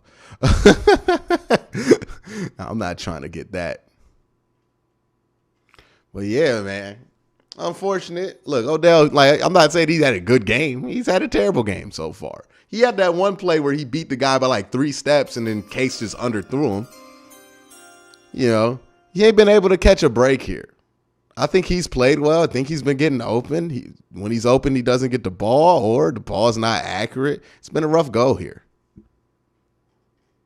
And he's probably going to miss a few weeks here because of that shoulder. And he tried to tough it out and play today. He clearly wasn't healthy. I mean, 4 targets and 4 drops is not usual for him. He was not healthy coming into this game. We're not going to overlook that. By the way, Moose Gentry with the 50 bomb. Appreciate you, Moose.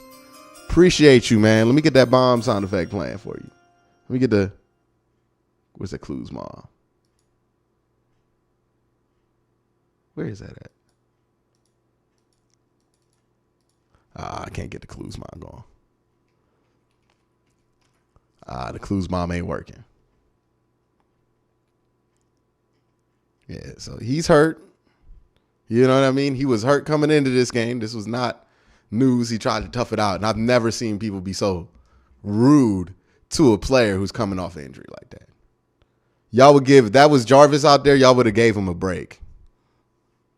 But y'all out here jumping on him for that. That's just disrespectful. That is your own player. Come on now. Like, you should be ashamed of yourself for that. We got more super chats here from biographies. I expect Odell to go on IR. He might go like on 3-week IR. I don't know how many more uses of that they have. Soul Train with the $5 super chat. I think even if we want him here or not, I think we all hope that OBJ gets well soon. Yeah, definitely. We'll hope so. That would be the decent thing to do. Raw Toast here. And by the way, I appreciate the super chat, Soul. Raw Toast here with another super chat. Man, what is it about being a Browns fan that when we're 10 up at the half, my first intrusive thought is blow it up? I don't know, but just stop. You know what I mean? Raw Toast, just try to fight that urge, but I appreciate the super chat. I don't know why the chat is so chaotic when the Browns are up 10-0 with a backup quarterback and a defense is playing quite well. I don't know why. It's like we find something to be chaotic about. We don't have to be chaotic. We can just be pretty chill here. Talk about how good the defense is playing. Talk about how much better Case Keenum is performing than what we expected. How much better Dearness Johnson is. But no, we got to focus on Odell getting hurt and how people are celebrating that. Why are we doing that? Like, we don't have to be this chaotic. We don't really have to be it. We're up 10-0. The team's 3-3. We don't have to be this chaotic. Do you think Denver's going to stack the box in the second half? If Denver ain't stacked the box in the first half, I don't know what they were waiting on. They knew what was up. Max with the super chat. Jokes aside, I do feel bad for OBJ. He's playing with one leg, well, one arm, and he's trying his hardest. Got to respect that. Definitely. Definitely. Chris B says, just got here. Why is everybody complaining about nothing? We are winning. OBJ is fine. Y'all need a drink. Yeah. Again, OBJ's had a bad game so far. Like, he had 4 targets, 4 drops, but like, the context is he was not healthy coming in. He was a game time decision with that shoulder. Looks like he looked like he tried to tough it out when he shouldn't have. And now it looks like he got for real hurt. So hopefully he can be back soon, man. It's really just been a rough run of him. Like, Jimmy Bendito from the game. Finally, I know that First Energy Wi-Fi is awful. Hey, I appreciate that. A super chat from the game from Jimmy B, who says, at the game right now, wish you were here, Q. The stuff's lit. Appreciate that, man. Appreciate the virtual invitation. Chris B, I want to thank you for that super chat. Jimmy Bendito, I also want to thank you for that super chat. Make sure I thanked everybody. Raw Toast, I thanked you. Max, I know I thanked you enough because you super chat a lot, so I appreciate you. Ray Rags, appreciate that super chat as well. Chris B, appreciate the super chat. Where else?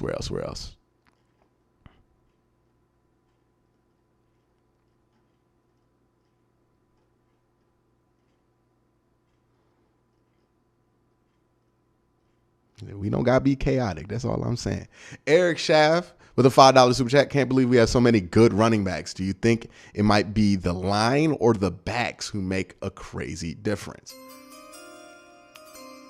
Well, it's a combination of both. I think Dearness Johnson's just a legit good running back. The line's playing much better. I think the line makes a huge difference, right? Because what was happening was since both your tackles were out, you had no side to do any power left or right that you felt confident in when you were running the ball, just because you didn't have any edges that you felt like you could seal up on a regular basis. Now that they at least got that left edge they feel good about, they can do that, and maybe you feel better about Blake Hance coming off his right arm than his left arm. So I think that makes a huge difference. And Dearness, like, let's be real, he's made something out of nothing a couple of times today. He's just a legit good running back, man. He's just a legit good running back.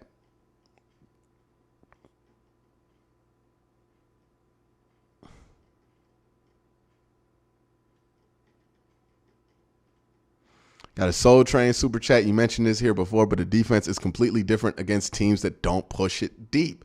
They dominate against these type of teams.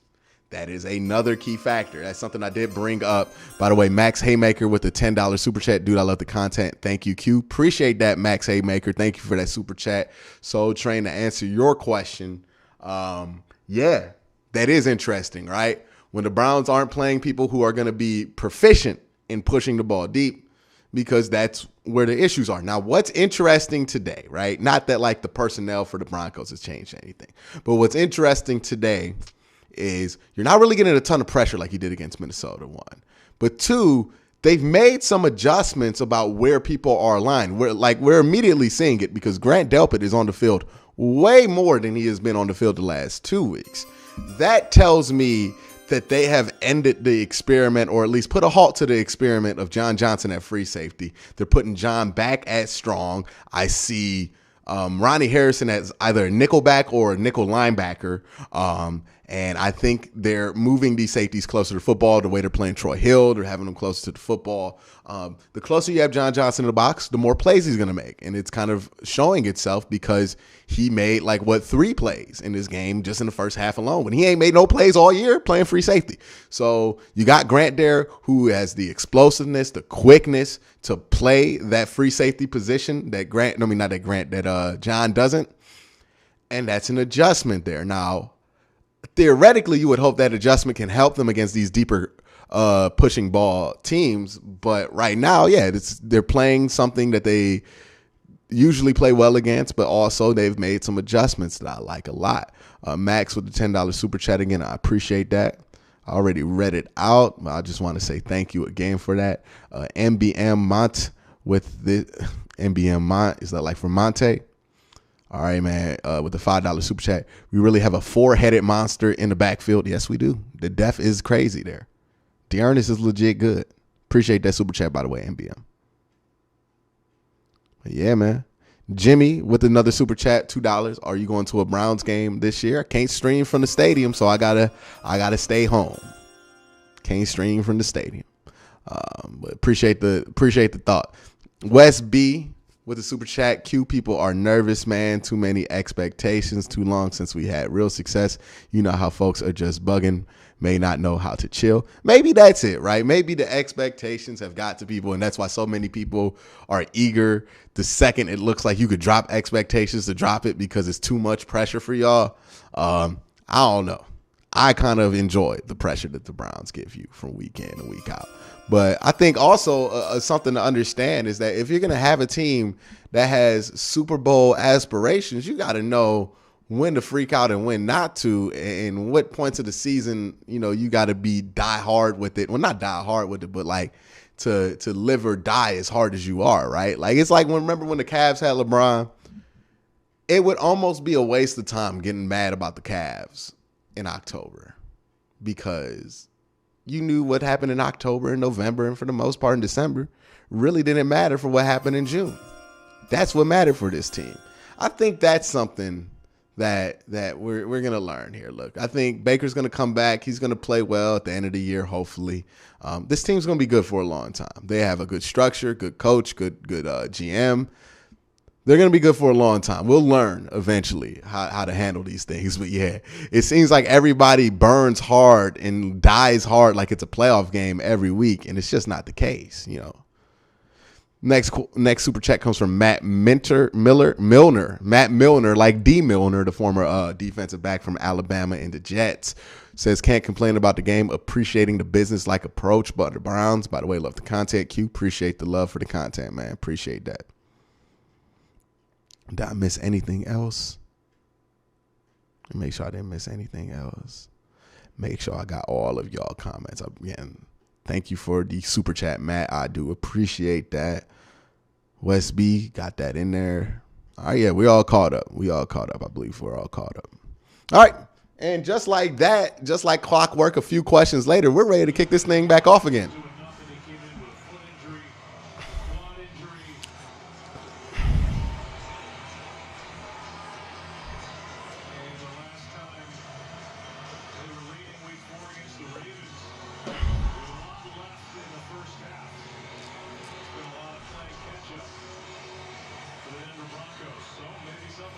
By the way, is nobody going to say it? Maybe it's just the fact they finally put the orange pants on. I mean, look, their two best offensive performances have been with orange pants. I'm just saying maybe they just don't play well in white pants. Has nobody thought about that? Maybe it's the orange pants, dog. Maybe it's the orange pants.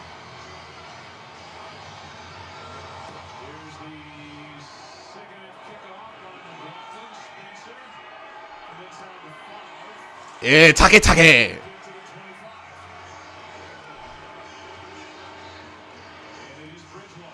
I mean, I don't know how we have had all these factors that we go blame for where the game is if we ain't talked about the orange pants.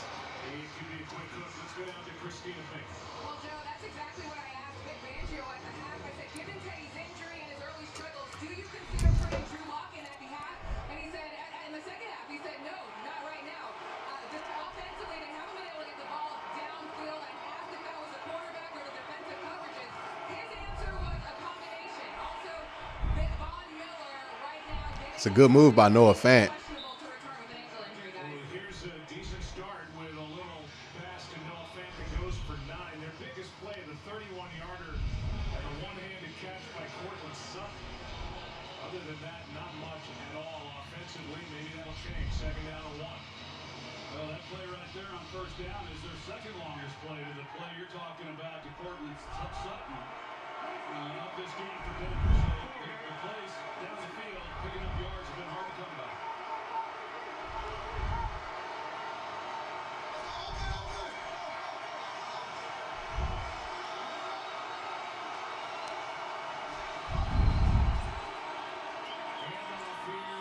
That's good coverage.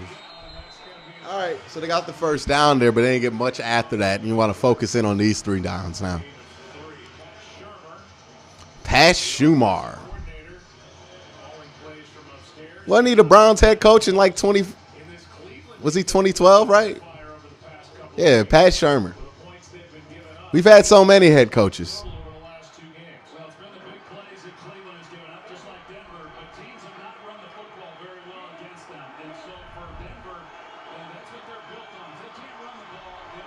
First and 10 here. Well, they're taking it all the way down to the clock here. Underneath there to Sutton on Greg Newsome.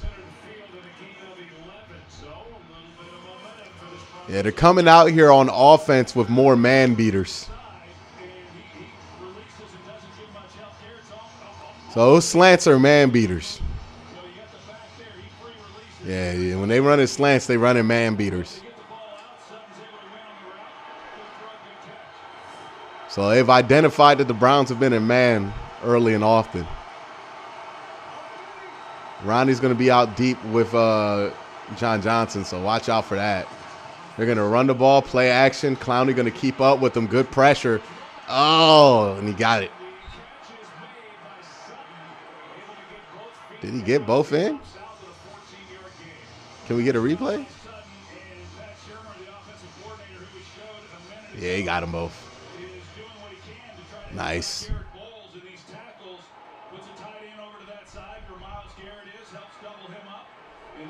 Yeah, he just got shook on the route.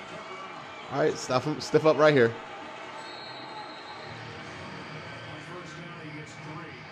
Who's down? Is that Malik McDowell? Or is that Malik Jackson? Broncos for the longest time have been so stable. Nolan, the Hall of Famer, always been stable from owner to head coach to quarterback. That's just how you think of the Denver Broncos, and those three phases are in flux. Browns still coming out in that two-man. Second down and 7 now. It's a run. Nice gain on 2nd and 7. It's a good run. All right, it's third down, though. Starting to string together some plays, and that's what they've not been able to do. When you watch them, everything's a struggle, and I've been in that. I've been in those offenses where you hit a spell and everything's hard, and when you're really clicking and you're rattling off plays and you got some momentum, you're not even really thinking so much about down and distance. You're just executing the plays, and you're moving the ball methodically down the field. It's starting to feel like that a little bit on this possession, which they didn't have anything. 3rd and 2 here for the Browns. 5 seconds left on the play clock. 4, 3, 2, 1. Miles gets a good jump. It's going to force him out the pocket. He's going to throw it, and he has a man. That's Hamler. Hitting. Yeah, they had the mismatch on him on Anthony Walker. They took advantage of it. Well, it's a good thing that Bridgewater takes off running to his right, because he must have felt it. Garrett Bowles this time one-on-one with Myles Garrett. Garrett comes screaming around this edge. And Yeah, he felt it. Bridgewater goes. I think he got flushed more because of Jadeveon Clowney coming underneath than feeling Garrett barreling down on his backside.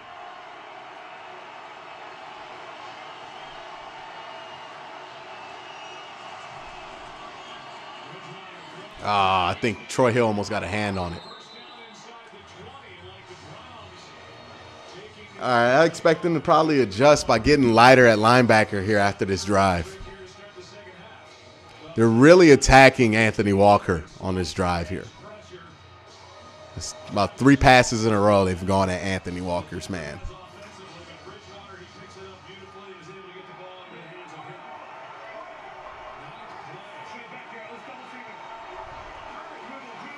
They're going to double torch tack.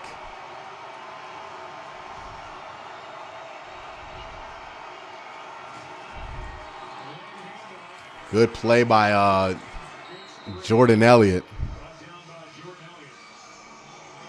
to get him to about 2nd and 8. Look at Cleveland defensively and the coverages that they run.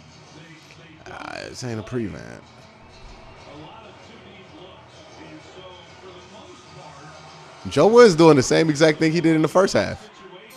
Nothing's changed. They just adjusted to it. And now they're noticing the man. Okay, if you're going to be in a man, we'll just attack your linebackers.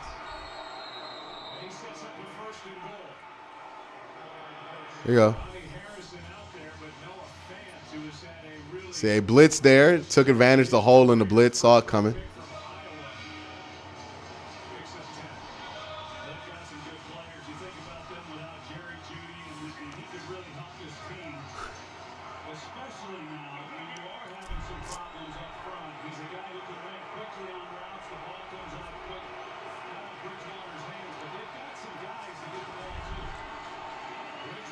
Hit as he throws. There you go.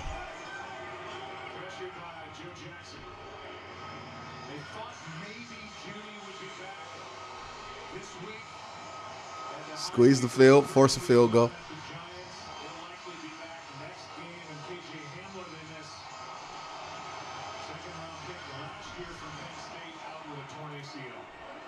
This is Denver's 2nd red zone trip. First one ended in an interception.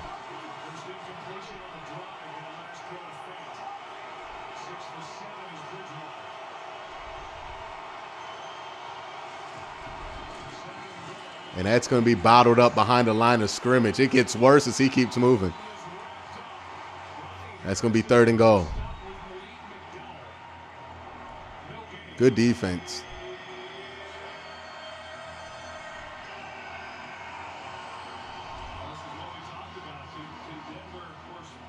With it just being a 10-0 game, they got a chance to cut it to a one possession, but this drive, you get yards, and are you able to convert and cash in? They've not been good enough for third down, just 1 for 5. They've struggled punching it in all season.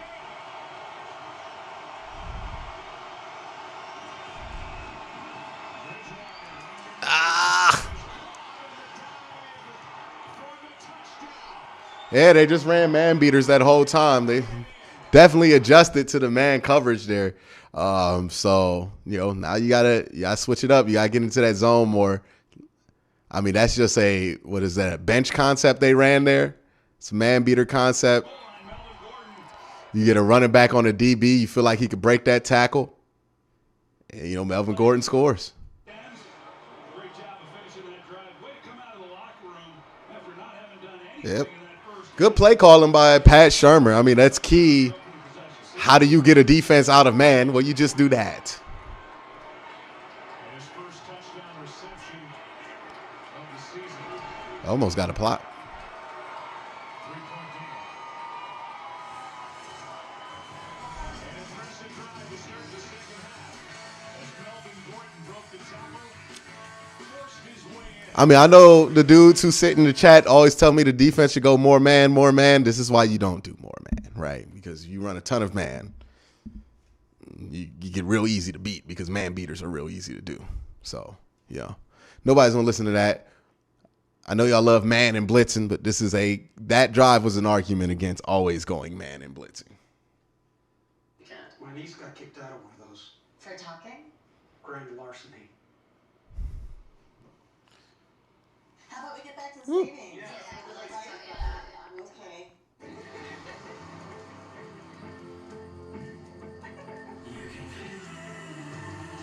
How much time did that take off the clock, though?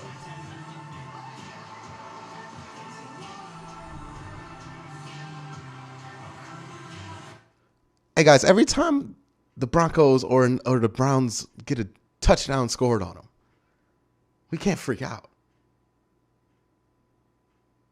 Like, defenses get scored on, like even the best ones. It's about how many points they allow, right? How many points they allow. Yeah. It was nice. They shut it down the whole first half, had a great first half, came out here, not the greatest first drive in the world. But we can't freak out just because they gave a touchdown. Max, my spidey senses are tingling. Danger of Denver touchdown. Yeah. Hey, the good news is that Denver can't get it any easier than the Browns can, to be honest with you, right? It's going to take Denver 8 minutes to score a touchdown, just like it's going to take the Browns 8 minutes to score a touchdown. You know what I mean? So it is what it's going to be, man. That's the good news, right? If Denver had just sliced you up there in like 5 seconds and scored a touchdown, man, that would have been uneasy. Well, come on. Both teams can't score right now. Like Denver, they've had one good drive this entire game. Browns have had like 2.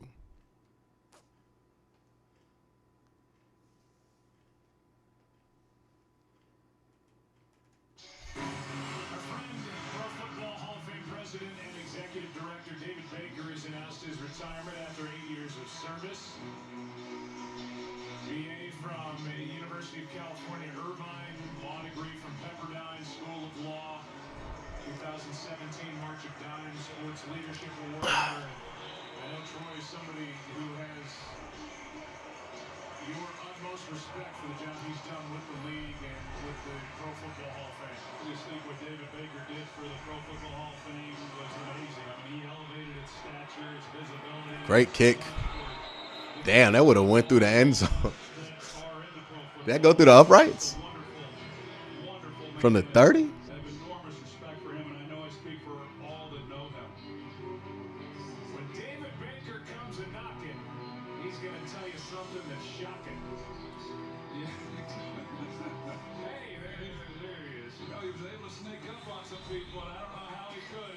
Did they put Joe Buck in the Hall of Fame? I guess.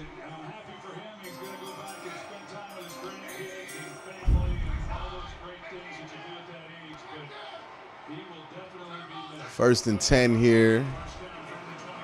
Good run, but there's going to be a flag on that. Michael Maxwell with the super chat. Where did I learn about football schemes? I've always wanted to learn more about football. Love the channel, by the way. You learn from like learning football, like from coaches and everything, but also there's some YouTube channels here. QB Film School is a good one. They covered up the tight end again.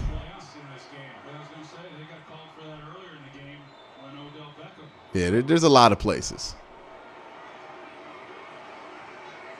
See if we see Beckham in this second half after rolling out of bounds, and there he is going out wide to the left. Oh, Odell coming back from injury. Looked like he was really injured going out of bounds after landing on that sore right shoulder.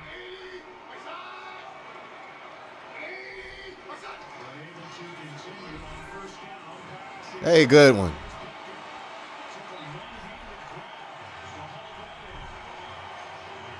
He caught that thing with one arm.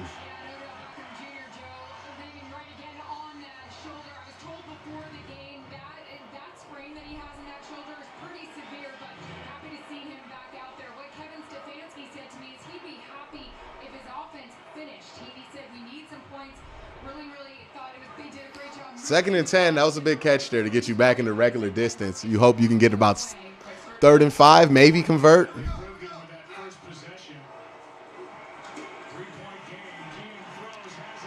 Uh-oh. Uh-oh. Uh-oh. Uh-oh. Uh-oh. Uh-oh, chat. What chat? Chat? Some of y'all punching air right now, even though the offense is moving the ball.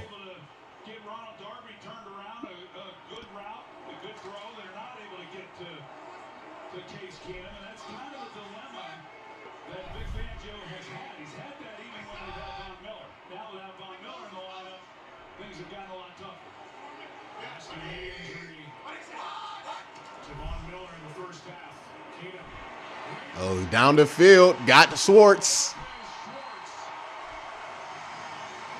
There we go.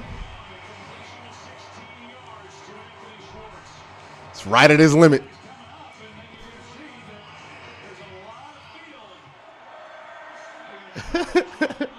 I know y'all ain't talking about arm strength after a 15-yard completion, man.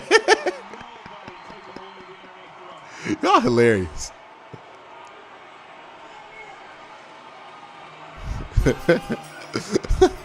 Max says Odell must have visited the healer Stump Mitchell. Stump Mitchell slapped the pain out of OBJ's shoulder. That's what he did. Little extra finish at the end of that, but no flag. Yeah, official right there looking at it. Anymore, you see that, you see that kind of finish. To the play. Odell was like, my shoulder hurt. Stump was like, bring it here. I'm going to slap the pain out of it. Yeah. He slapped it with his beard, too, not even them hands.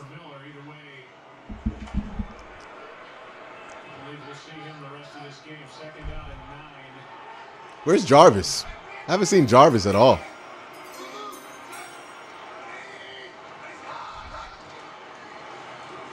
Oh, watch out. Got it off in time. Dearn is going to get it. Whew, boy, he barely got that thing out. All right, let's keep going.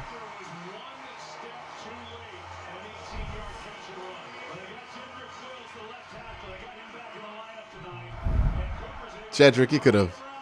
That was a terrible effort. Keenum had no idea he was there. Good job.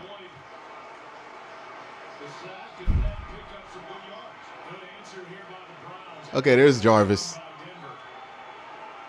You hadn't seen him all drive. And you're going to see him right here. Oh.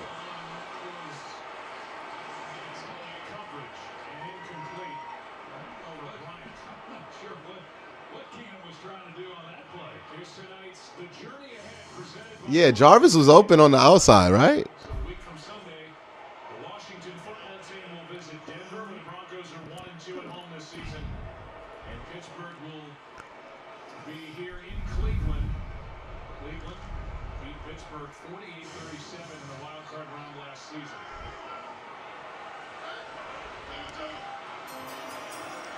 AB with the super chat. I'd never, $25 by the way. I appreciate that, AB. Hold on real quick. Draw play. Dearness Johnson. 3rd and short. Never doubted OBJ, man. Throw that shade under Stump's beard, man. Appreciate the super chat from AB. Got another super chat here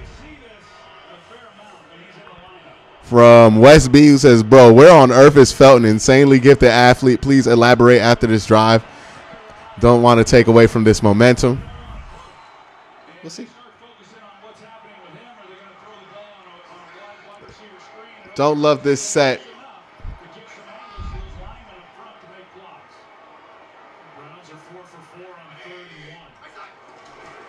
There you go.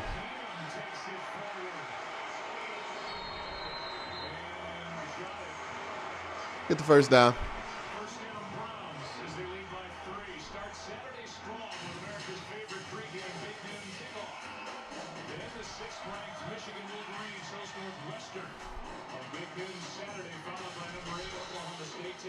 Michigan is ranked 6. I feel like sometimes Michigan only gets ranked high so they can lose to Ohio State so Ohio State can get into the playoff.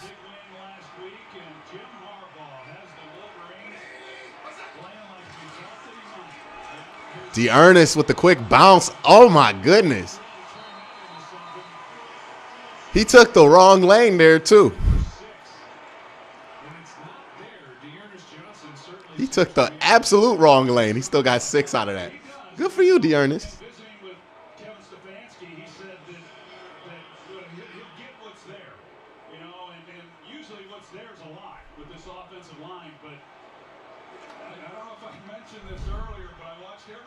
How many yards does D'Ernest have?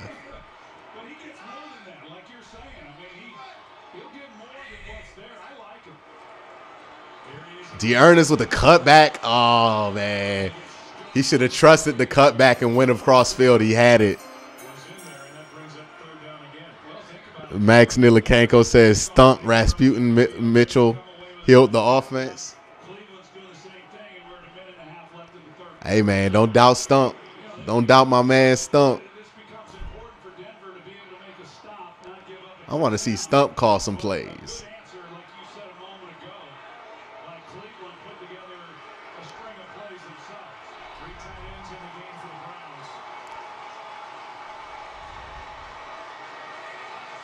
Yeah, out under.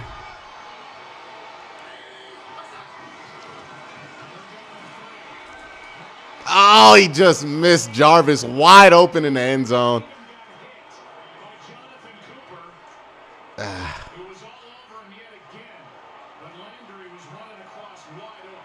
Oh, Lord Jesus. They going for it on 4th and 3, man.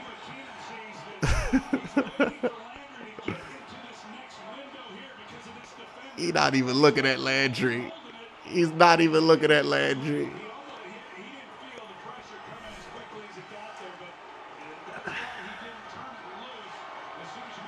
Please be a heart. Oh, they really going for it.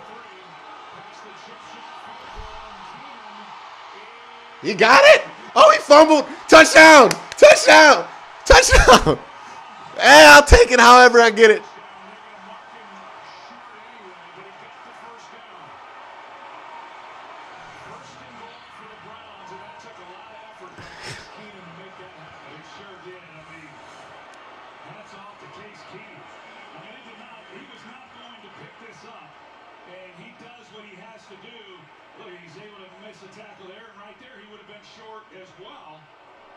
Now, that's a fumble, man. That's a fumble. Wait. Okay, he's had his knee down.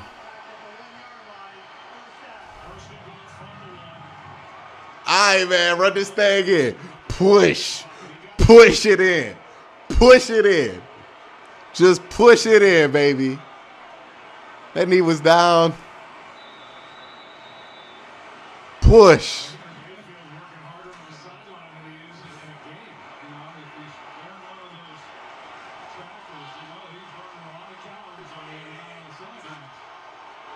Oh, Lord. Okay, got it. There we go. There you go. There you go. Johnny Stanton. Well, I did not have that on my bingo card that he would score a touchdown this year. They don't even have the animated graphic for him. There we go, though.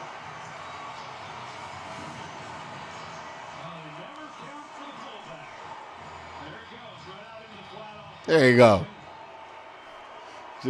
If you get in position where all you have to do is get Case Keenum to make easy throws, you're going to be all right.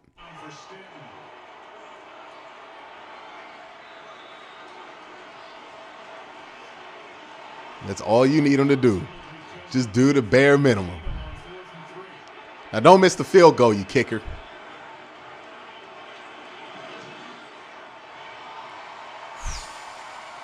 All right, made it.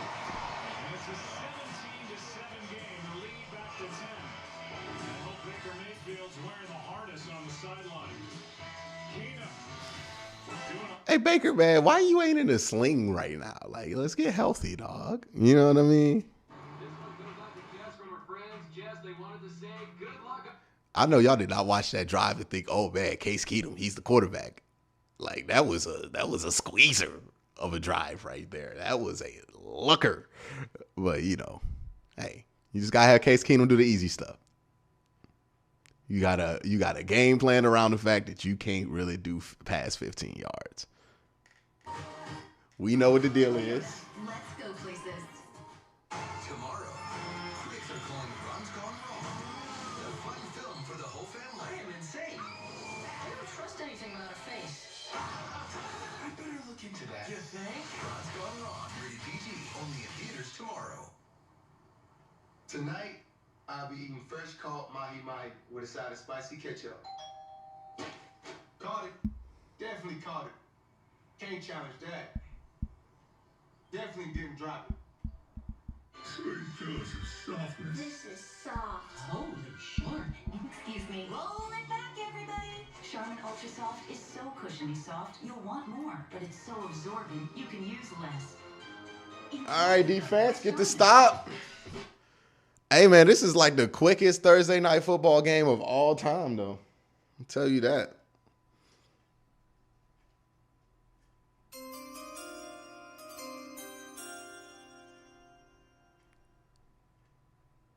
Some of y'all are hilariously like wrong in chat, but with so much confidence. You know what I mean?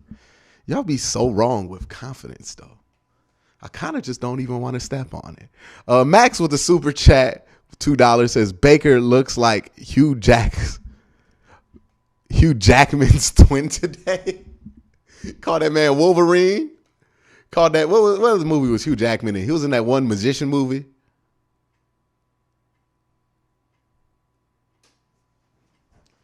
Shout out Hugh Jackman. That's a good actor right there.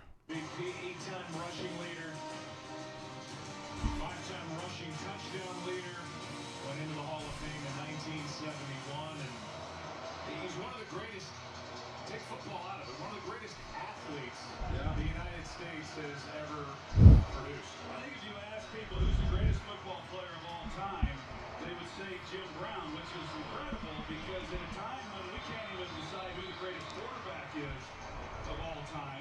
Hey, look, I said before this game started, I don't really care how they get this win. If it's pretty, if it's ugly, I don't care. Just get it. Yeah, this ain't the week to debate a win or who this or that. This is the week to just get one. So just get it. The small details are irrelevant this week.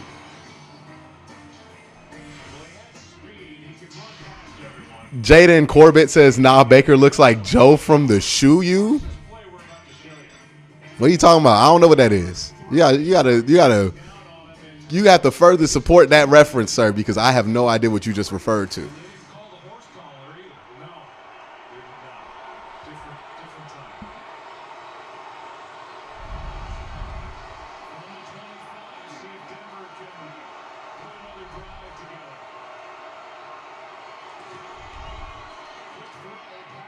Good. Was that caught? Okay, I want to say, there's no way that was caught.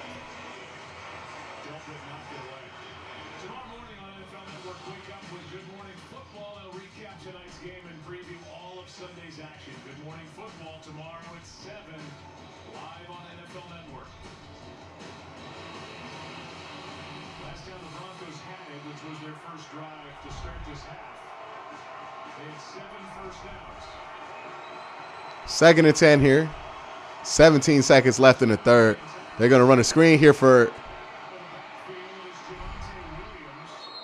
Ooh. All right, 3rd down.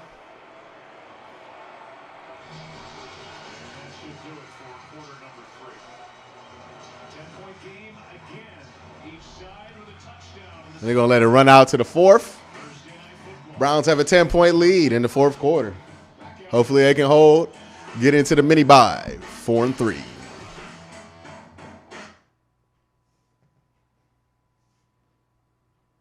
You know who I've always thought Baker Mayfield looked like? If any of you guys ever watch How to Get Away with Murder, I think the dude's name is Connor. He dates that Asian dude in that show. I was like, always like, if Baker had a biopic, Connor would be the dude who played him. From How to Get Away with Murder. That's who I always thought Baker looked like. AB with the super chat says Johnson and Felton going to eat in the 4th quarter. Bet. I hope so. That's going to be a key to victory.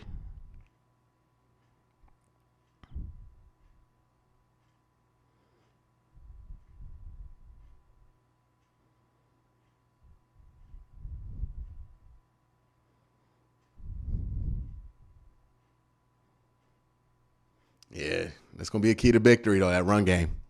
Gotta see it work in the 4th quarter. They're definitely going to lean on it. You've gotten what you can out of Case Keenum so far. It's time to let the running game take over. I agree with that, AB. Appreciate the super chat, man.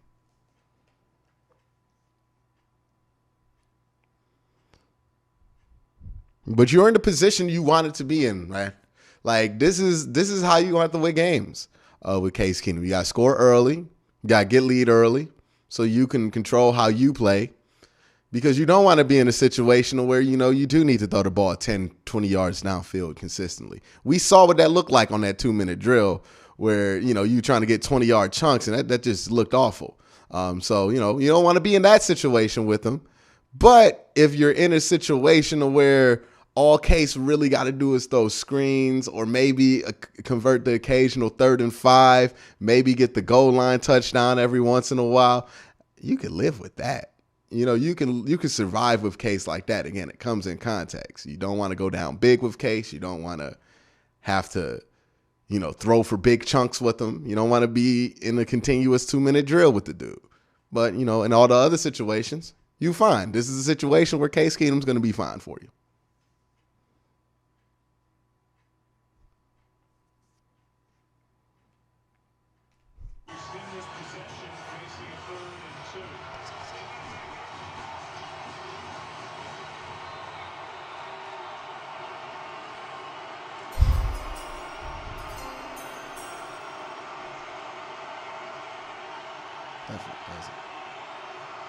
Professor Chaos with the $5 super chat. I'll get to it after 3rd down. They jumped. That's false start. And they gave up a sack still.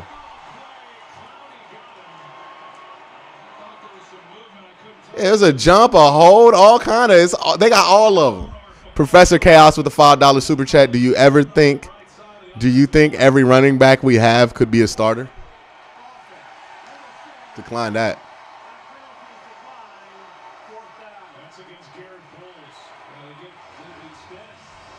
Yeah, they had all kind of penalties on there. 70 jumps, still gives up the sack. And then, he chokes the living out of Myles Garrett. Myles still get a hand on him. That's a half. Give Myles half of that.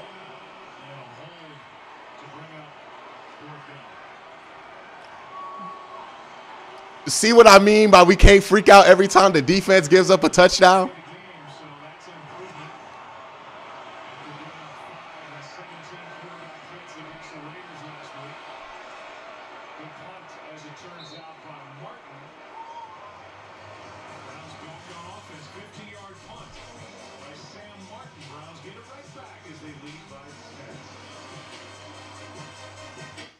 All right, Case, hand that boy off. Score a touchdown, and let's go home, baby. Let's go home. Score a touchdown, run that ball, let's go home. That's all you got to do.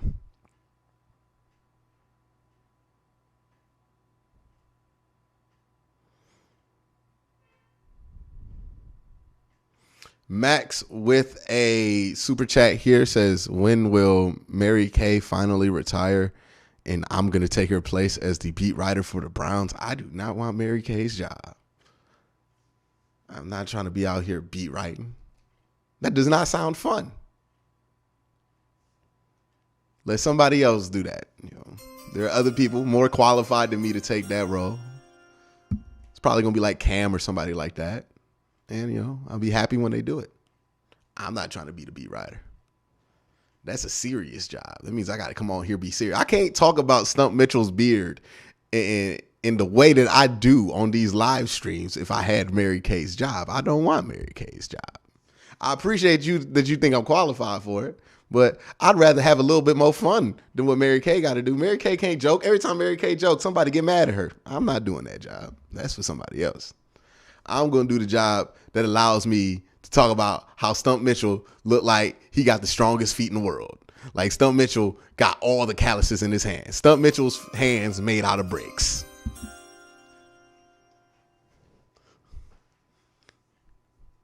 Stump Mitchell touch an Air Force One to turn all black. AB with a super chat. I'm a Browns fan still freaking out about the Steelers comeback from the wild card game. Yeah, I mean, hey, you know what I mean? It can happen, but, you know, just you score here, you good. Ain't that much time left. Just you score here, squeeze like 5 minutes of clock out, you good, baby. You good.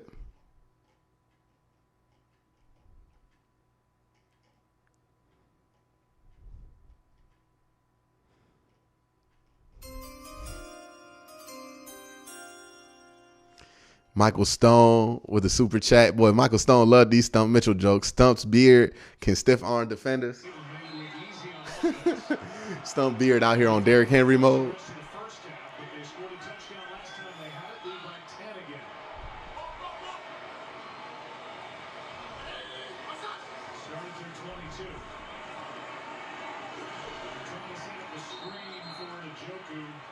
Yeah, man, just run the ball. Just run the ball.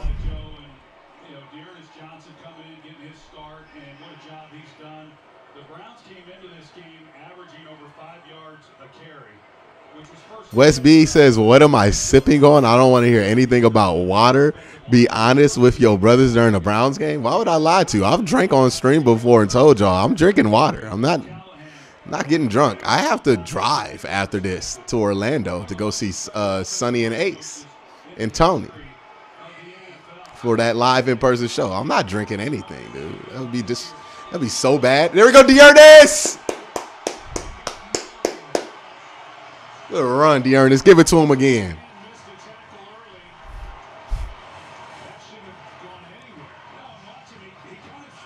Look at Dearness out here earning it.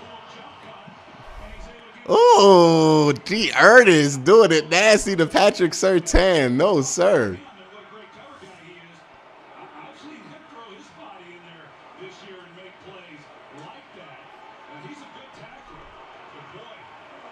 But why are we empty right now? Okay, jet sweep. Okay. I'm about to be so mad. I was about to be so mad.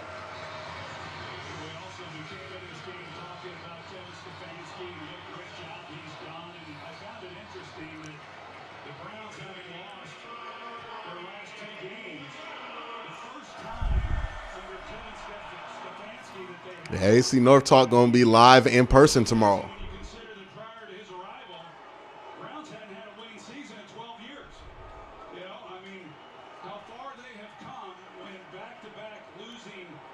Max with a super chat saying, keeping it sober and insurance rates low. Absolutely. I mean, I got to keep myself safe. Dearness! They make Dearness Johnson jerseys.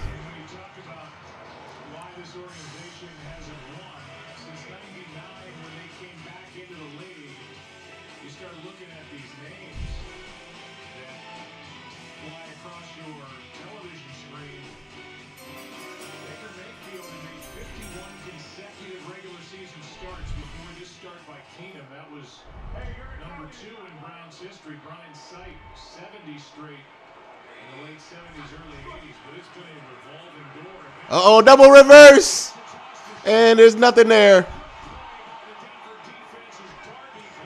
Yeah, man, take that one out the playbook, bro. It ain't worked all 5 times we don't run it. Well, it didn't look real promising for Cleveland right from the start. Felton's able to toss it off, and then Schwartz comes around. The shorts come out here. Yeah, man. Yeah, cut that one out the playbook. It don't work.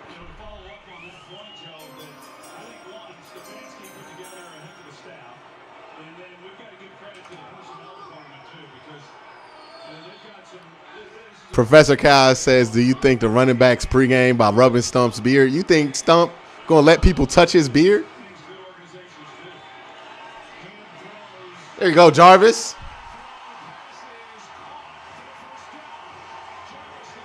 Way to bail him out.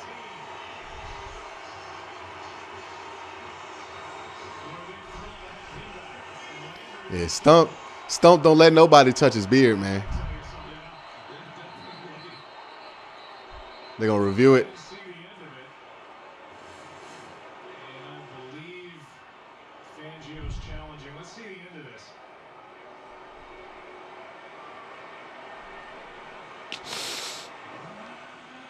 I never touched the ground.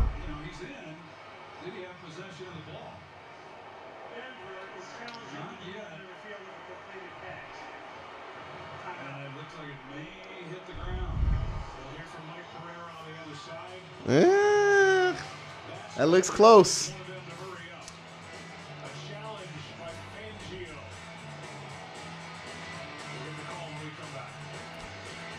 Dave May with a $5 super chat says,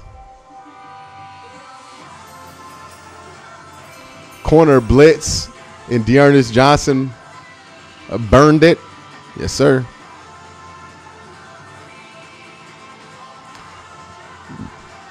Thank you for that super chat, Dave.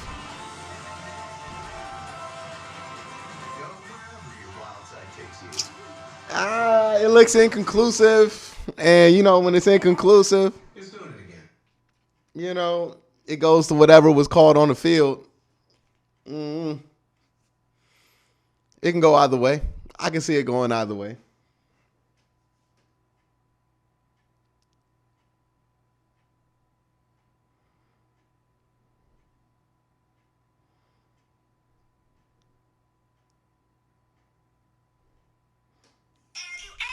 Hold on, I got to look at the new AFC North Talk intro.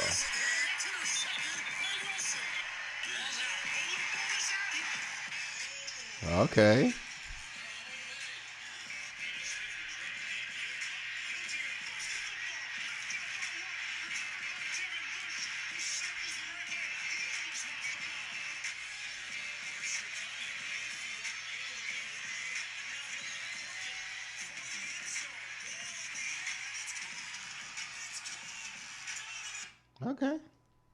Okay, I like that. Like that. Yeah, I think it's inconclusive. The play's going to stand. We'll see. We'll see. With IBM, you can do both. Your company can Either way, it's a tough call. address all those regulations and still create all new experiences. Trustworthy AI-powered security. That's why so many businesses work with IBM. Tomorrow on NFL Total Access, every week 7 game, But we'll see. Because we're about to come back right now.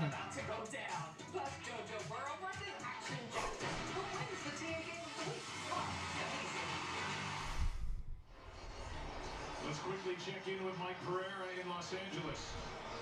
Joe, to me, he loses control of the ball on the way to the ground, and then the tip of the ball does hit the ground. I think it's incomplete. Yeah, they're taking it back. Well, it was 3rd and 7 from their own 38. It was ruled a 16-yard catch. Here's a call. After review, the ruling is an incomplete pass. All right, got to play defense again then. Yeah, that could have went either way.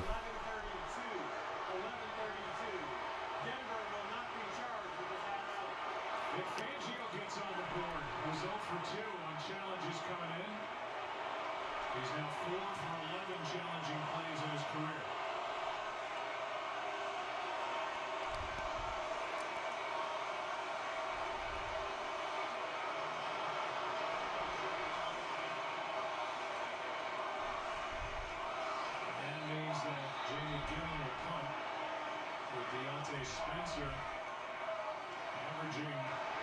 yards of return, fifth best in the league, waiting. Flag on the play. Wonder what that is. That seems like it's on us.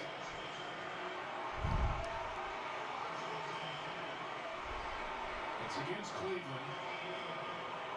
They're asking Fangio if they want to make him re-kick or add the 5 yards to the end of the play. Yeah, they signaled that it was a false start. Or illegal formation. And let me guess, somebody covered up the tight end.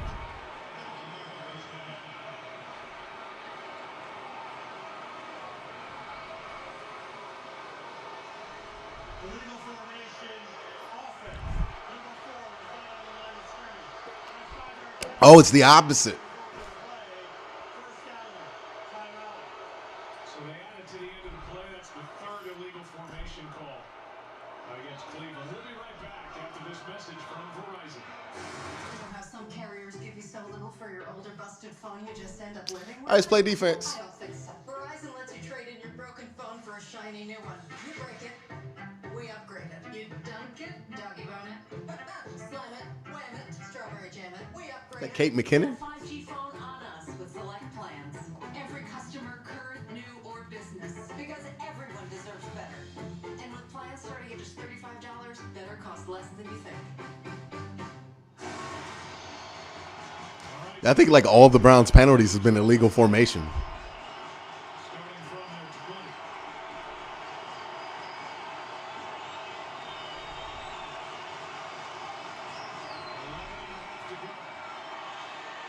Too much time. And he takes a check down and he drops it. My God. That's atrocious.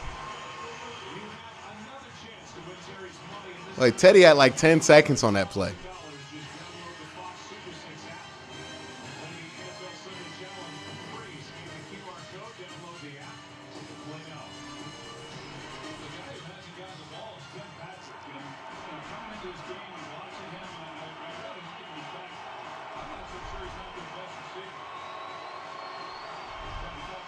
Second and 10 here, 11-19 left to go. About 8 seconds on the play clock. Snaps the ball, throws another check down. It's going to be tackled almost, 4 yards? Past the line, there's a flag on the play.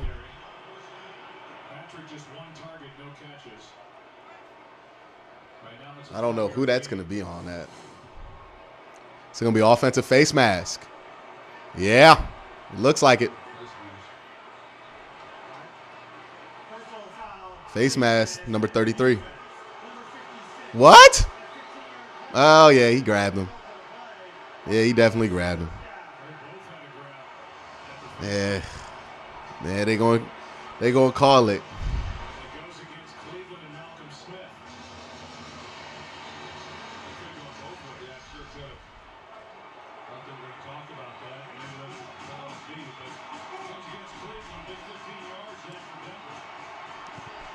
No Miles in right now. It's interesting.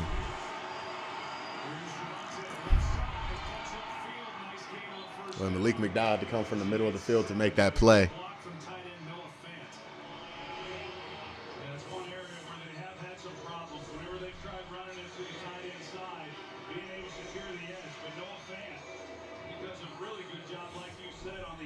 Second and 3 here.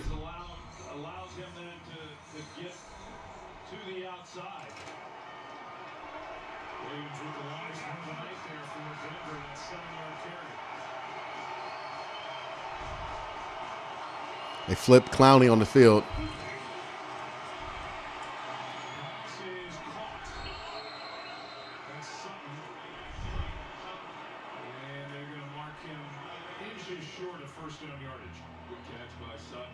Third down. Boy, Sutton is a big man.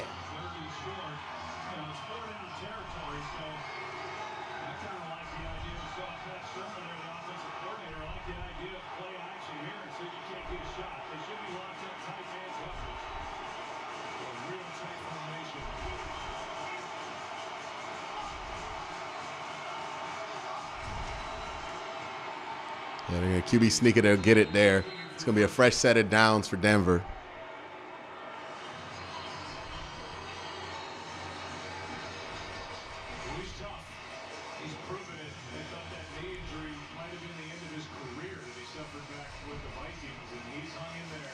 Hey, if you nickel and dime them and they have to score like that, you can live with it. You would prefer not to, but you can live with it.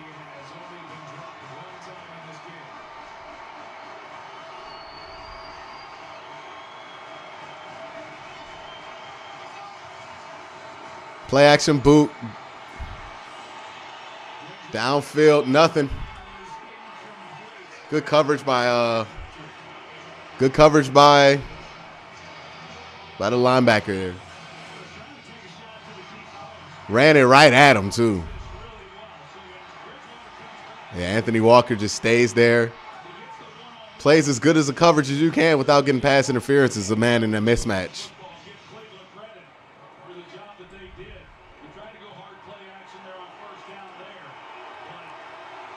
Miles is back in the game.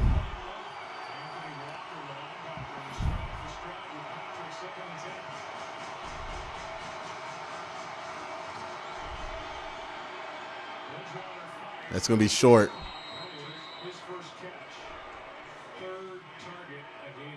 And Denzel looked like he hurt his hammy. Hopefully he just needs a stretch.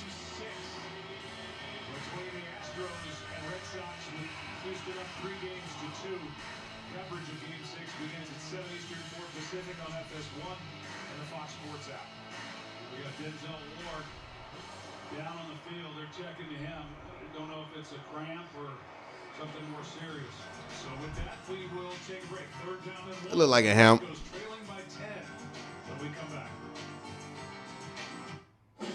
USA, this is Stephanie. Hi, this is Robert. I'd like to get up to 30% off my auto insurance with Safe Pilot. I can help you with that. What's your member number? 87. It should be between 5 and 12 digits. Boston, this is Super Bowl champion Rob Gronkowski. I'm not a member. Mr. Gronkowski, USA. I talk all this mess on Denzel Ward. Denzel Ward's actually played most of the year. Oh, but I'm special. He's missed less games than what? USA, I think Greedy's missed a game. And then what? Greg's definitely missed 2.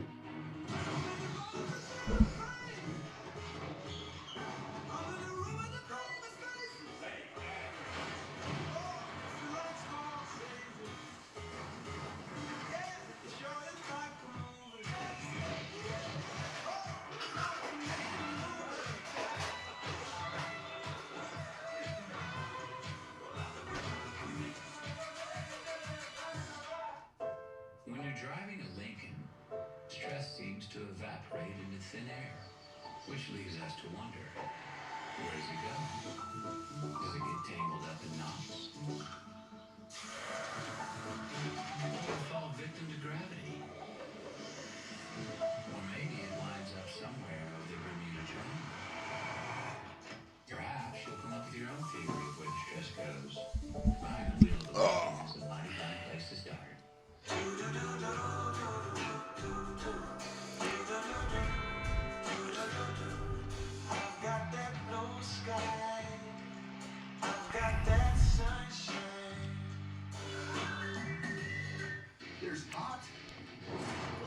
We haven't gone to this cam all day.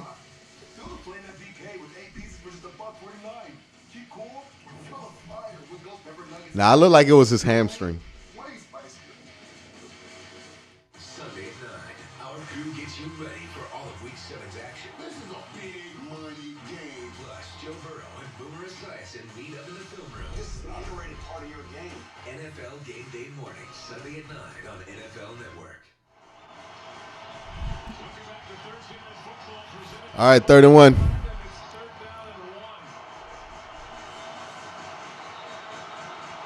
Yeah, he pulled his hammy.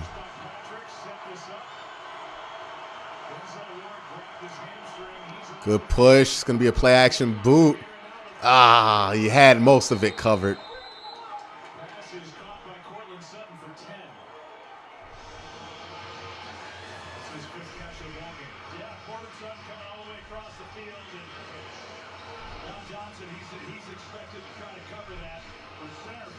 Yeah, it looked like one of the routes bumped him off of his angle.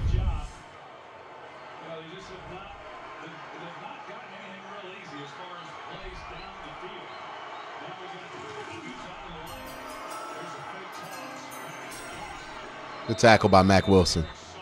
What's up, Jay Jamal with the super chat? What's up, Q? Keep it up. I appreciate what you do, man. Thank you, Jay, for that super chat. I appreciate that, bro.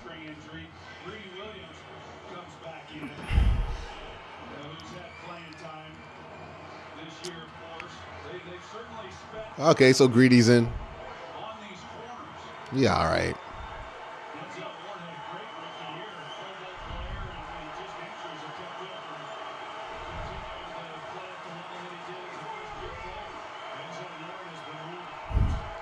He's telling Grant, just stay back.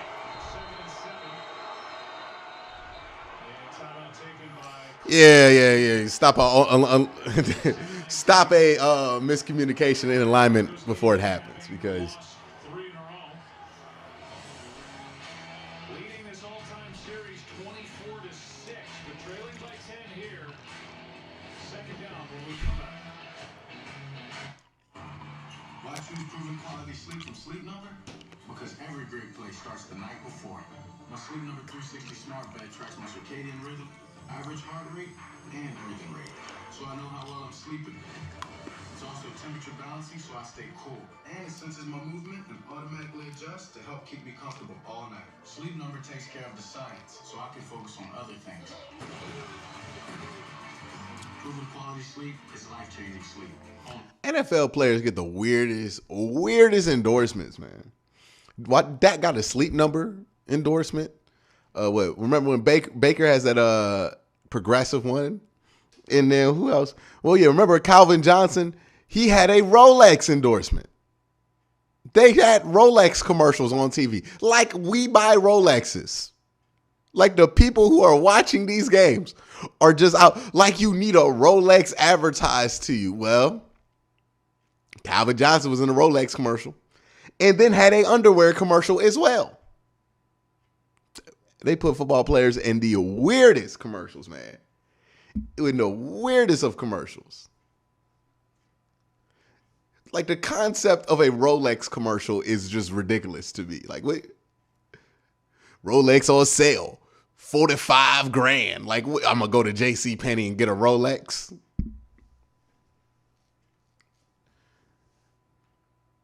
Come on, man. What you doing commercials for Rolex for? I don't even know where you get a Rolex.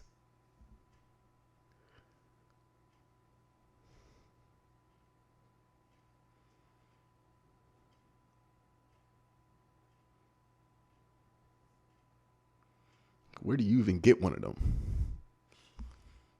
All right. Let's play some defense here. Force a field goal or something.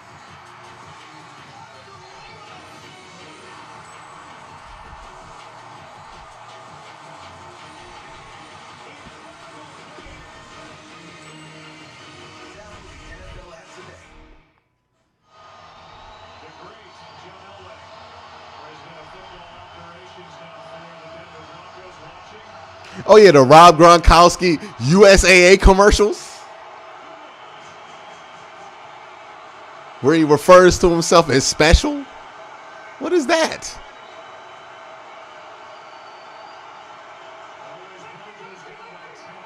Well, they are nervous as hell about somebody slipping through these gaps.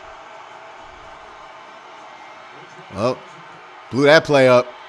Oh, he got it. Because Tack McKinley was in coverage. Actually played good coverage, but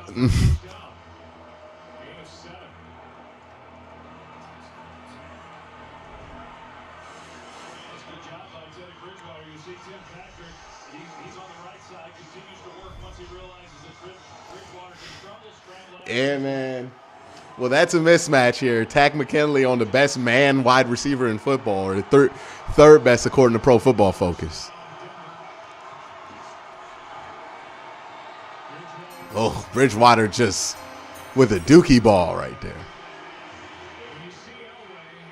Max says your local pawn shop has my neighbor's Rolex. Why would you assume I live near people who have Rolexes? My neighbor don't got a Rolex. At best, my neighbor has an Apple Watch. You know what I mean? One of them Vissero watches or whatever. They sell on YouTube for like $35.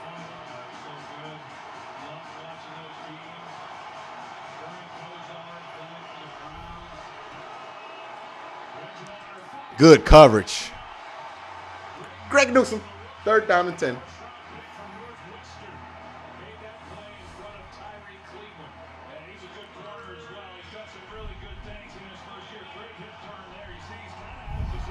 No, Cleveland. No, you will not. You will not, Cleveland.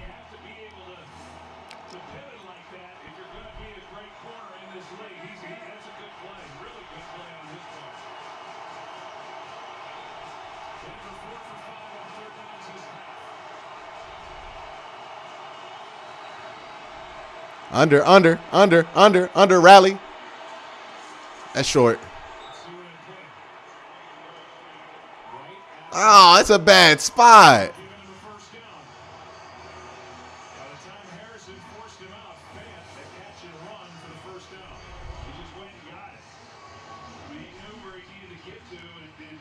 It's an awful spot.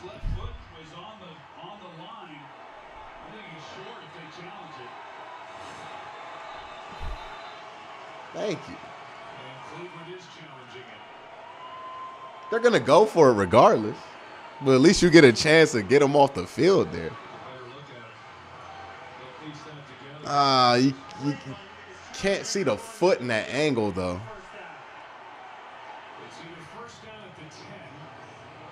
Back it up a little bit more.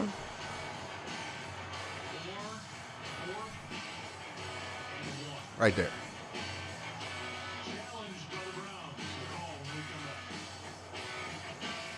Okay. Well. For your older busted phone you just end up living with? Thanks. Well, you know, that's another one that can go either way. We'll see. We'll see. That's another one that can go either which way here.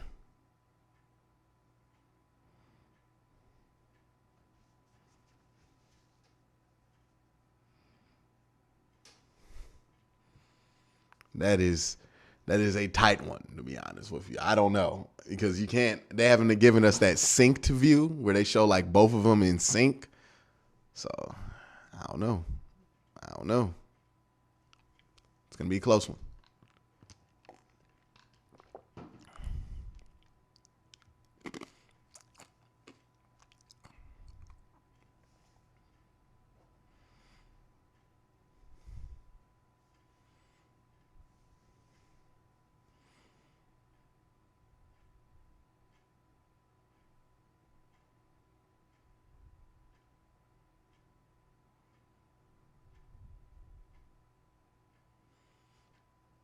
It's gonna be a close one.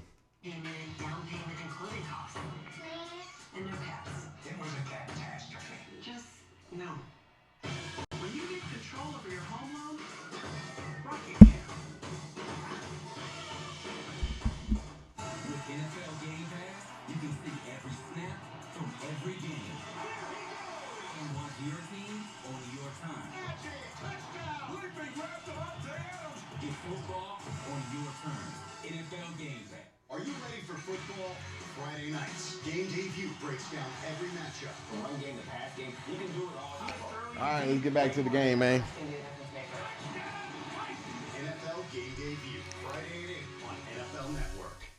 Tomorrow on NFL Total Access, every Week 7 game, Whew. every Week 7 score, every fantasy star about to go off, every favorite about to go down. Plus JoJo Burrow versus Action Jackson. Who wins the TA game of the week? Well, amazing. All right, good call. Good call. They missed it on TV, but good call. Yeah, I thought so. They're going to go for it. And this is going to be an up the middle, or are they going to go in gun? They can help us out by going in the gun. No, they're going to go up the middle. I feel like they're going to try to draw you and kick the field goal. This is Vic Fangio we talking about.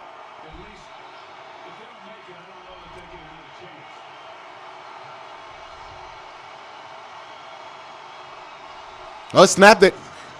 It's going to be tight. He didn't get far. He didn't get it.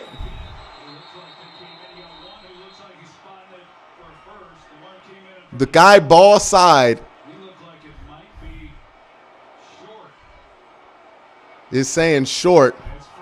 Wait, Wait, what? Well, we can't challenge 2 in a row. Hey, he got it.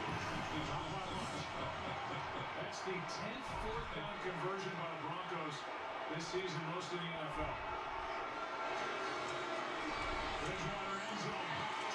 NFL. No good. Good coverage, Greedy. Way to actually look for the ball in the end zone.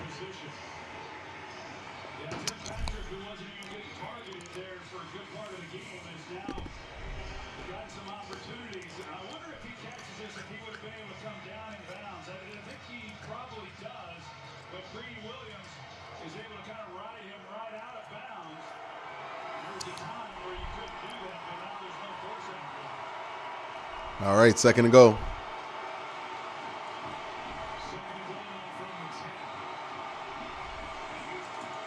Miles.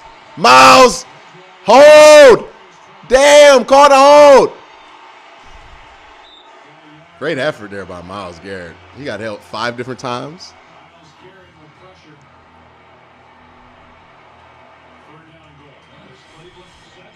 Look at this. Look at it, Garrett Bowles. I can't do it. I'm just going to face mask him, bro. What? And then Miles still almost walked him down.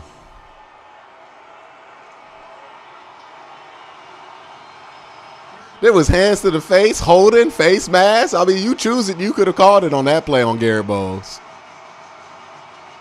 Watch up the middle. Ah, they got it.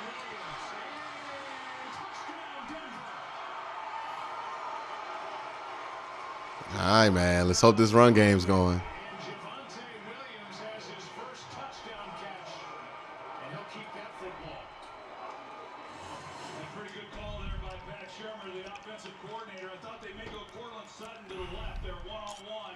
Yeah, Miles went upfield, played right into their hands.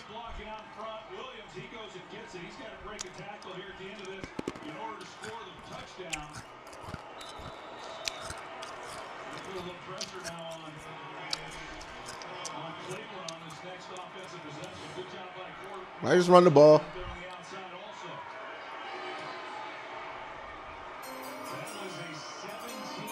Raw Toast says Friar Freddy. Wait. Yeah, somebody in the chat said missing JOK. I would agree with that. By the way, thank you for the super chat, Raw Toast. But yeah, that's where you're going to miss JOK. That is where you're precisely going to miss JOK. Yeah. No JOK. And let's just get some offense in.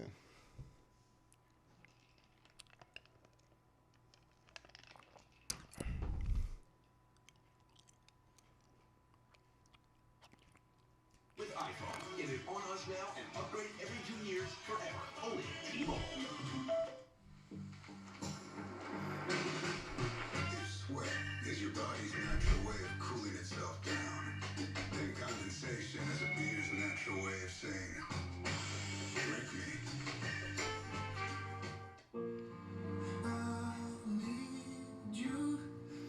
Yeah, look, I know I'm gonna be upset when Miles gets held. They don't call it, but it's just they're not calling it for Miles. They don't do the same thing for TJ Watt either. You ever watch TJ Watt play? He get held all the time. Don't nobody say a single thing. It sucks, man. Same thing with Aaron Donald. It doesn't just say, oh, beg pardon, sir, but is now a good time for a jolly bit of window cracking? Oh, I mean, if they did, you wouldn't need a Geico claims team that's available 24/7. Well, near as I can tell, chestnuts don't talk. Or maybe they're just really quiet. Geico, your claims team is here for you 24/7. Well, Yeah. to do, Mr. Chestnut. This guy run the ball. 3 or 7. 3 or 7's fine. In a good place still.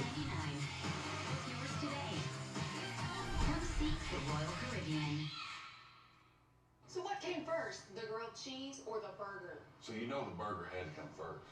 You go back hundreds of years.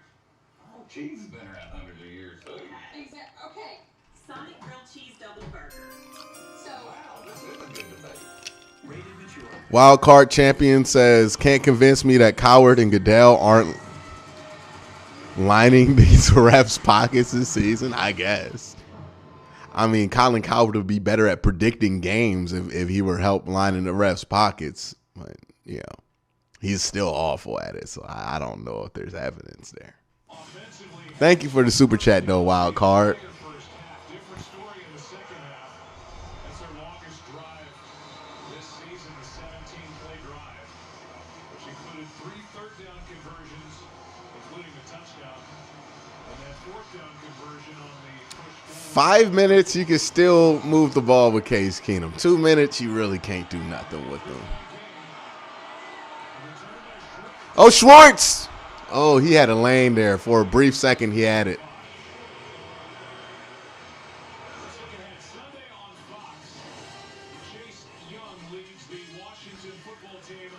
Ooh, is this Sunday slate any good? I know that Baltimore Bengals game.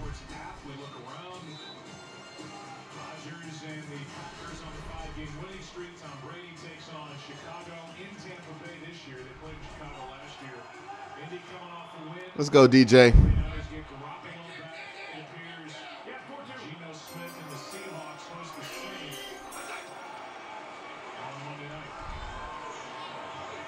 There you go. Break the tackle, hoop. Stay up. There you go. Repulse Gravity with a $9 super chat. $10 super chat says, as a Browns fan, I'm used to this feeling. This is a close game, man. 2nd and 2.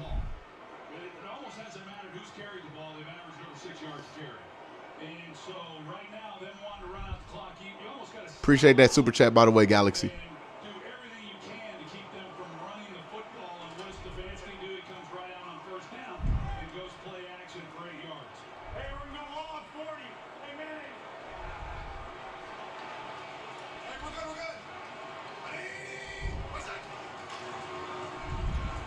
Good run, Dearness. Good run, Dearness. Get loose, Dearness. Oh, Dearness almost broke one. 100 yards for Dearness. There you go. Give him the MVP of the day. Nice job. Nice job, Jedgy. Oh, he was gone, baby. He was gone. Great run, D.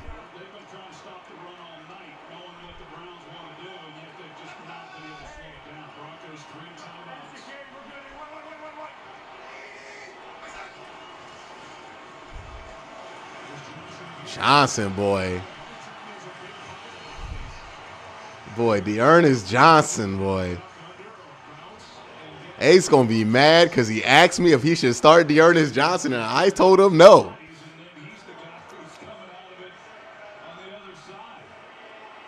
$120?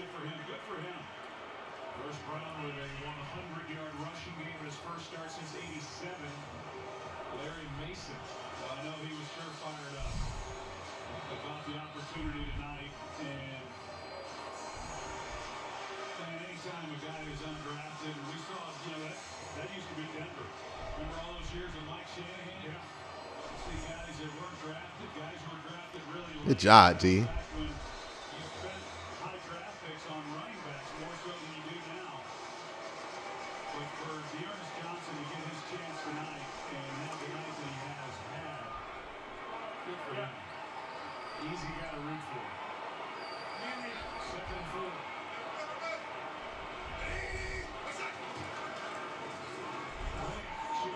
Jarvis.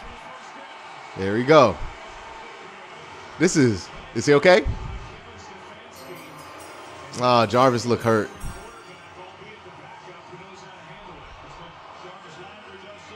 We might have got a stinger there. Super chat from AB. I started Johnson and Felton. Oh, no.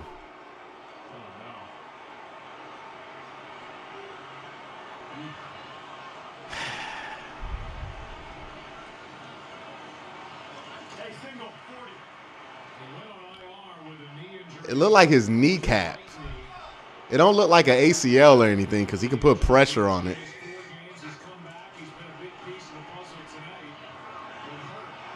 Get the edge, DJ.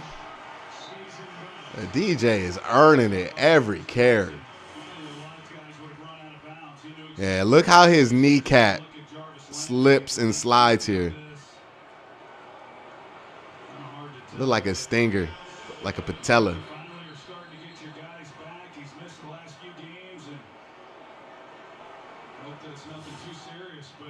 He's able to straighten it out now.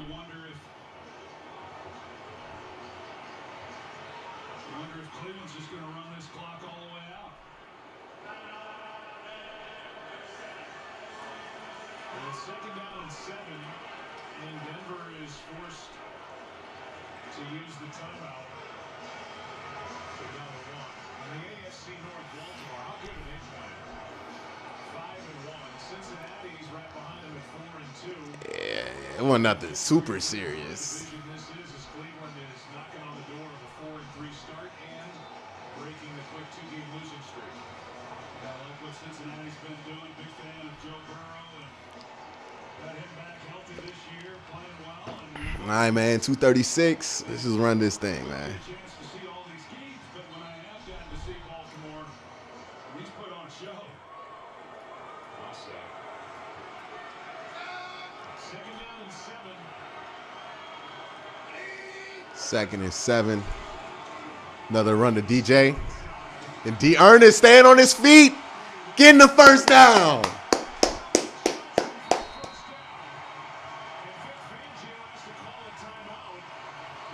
D. Ernest. What's his name, y'all? D. Ernest Hunt, boy. Yes, sir. Yes, sir.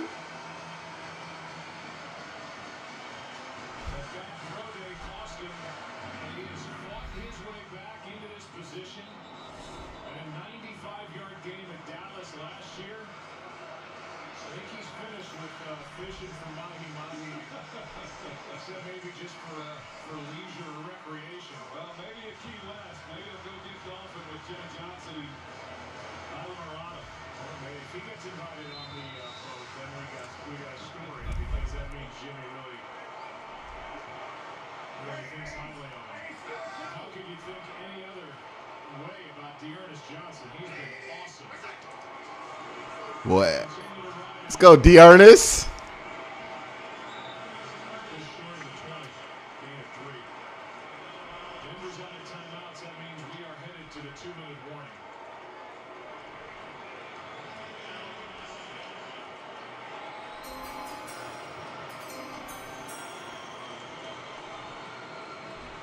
Michael Stone said the running backs are like Hydra, lose the first 2 heads, 2 more will appear.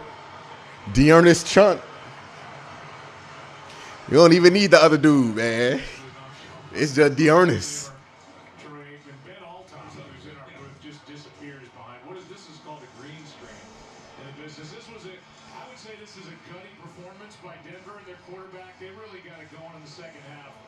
Looks like it's too little too late, but Cleveland, here they are. They lost 2 in a row. Marcus Page, DJ was a beast all game. Still got the game to play. D. Ernest Johnson, baby. The savior. We don't need Baker. We got D. Ernest. Cleveland's been hit with a lot of injuries, as Browns fans certainly know. Nobody wants to hear about it. A lot of teams around the league are dealing with a lot of injuries, but this is a good football team. It's got some depth. They proved that tonight. But we're seeing guys go down. Denzel Ward went down. Jarvis Landry went down again. Baker Mayfield. Another super chat. Several teams are going to be calling about DJ. Definitely.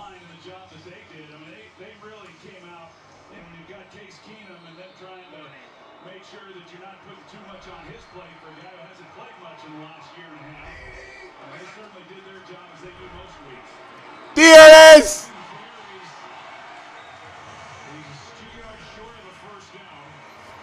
DNS!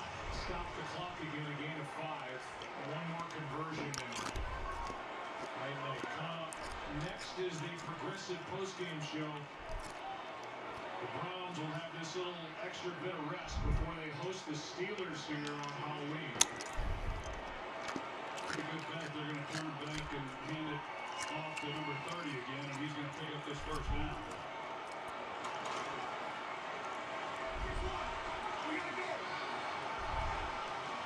All right, let's go home, D.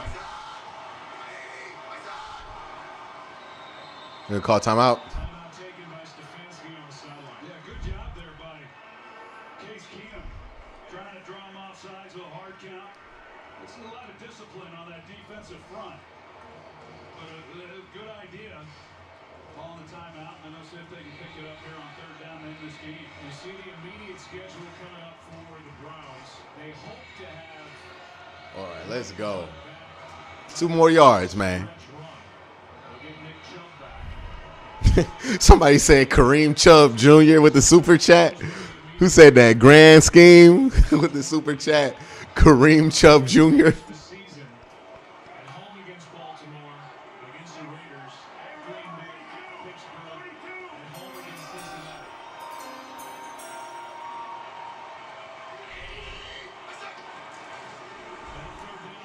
There it is with the slide. Oh.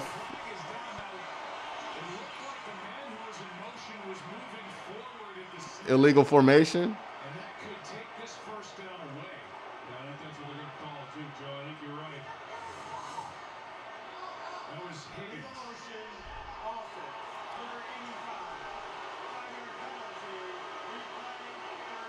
It was 85. David. And that takes away Nah, man. what Dearness Johnson did. Not only get the 7-8 nothing for Dearness. Yeah, that was David Njoku. clock out, but now with that 5-yard penalty, it's third down and 7, and there's some drama left. Yeah, definitely. The game was over. Bruh, they better dive this shit to Dearness.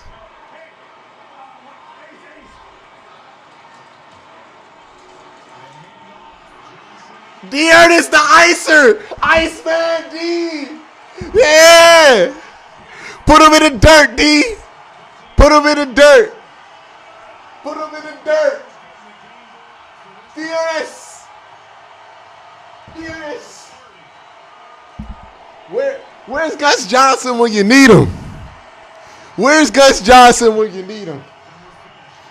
Ernest Johnson, Ernest Johnson, Ernest Johnson with the Cardale Jones third stringer championship award, baby.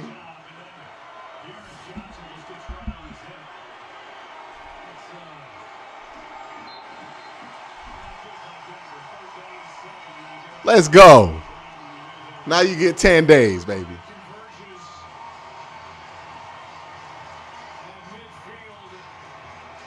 Kevin Stefanski's broken the 2-game losing streak. It's now a 4-game losing streak that's active for Denver, and for Dearness Johnson, 22 carries, 146 yards and a touchdown. 146, the 5th most in the NFL this season. First career start. First Browns start for Case Keenum. And the two combined for a big win for the Browns. They're 4-3. Broncos 3-4. Thanks for watching Thursday Night Football. Presented by Public. Wow. Wow. All righty. Ernest Johnson. That is the only name that we need to talk about. Mr. Ernest Johnson. The boy balled. Flat ball. How many yards? I think he had more yards than Case Keenum. He had 146 yards. 22 carries. The boy balled. Ernest Johnson just straight up had a Derrick Henry game.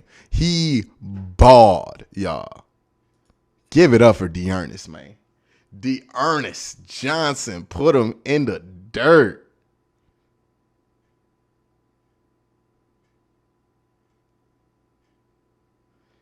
Ernest, boy.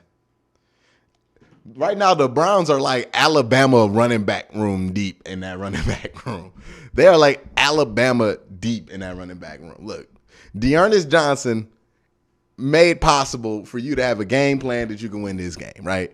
Dearness was out there gashing, getting 7, 6 a carry. When you're getting that, you're able to be in these short passing yard situations to where you only asking Case Keenum throw the ball maybe 7 yards downfield.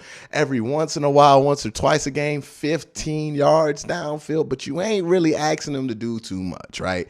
That's what Dearness allowed for this offense to do by playing great. Demetric played well. I think Jarvis played well. It looked like he came back okay from that scare he had. Odell bounced back from a horrible first half and had a decent second half, although he only got like 2 targets. He caught both those targets.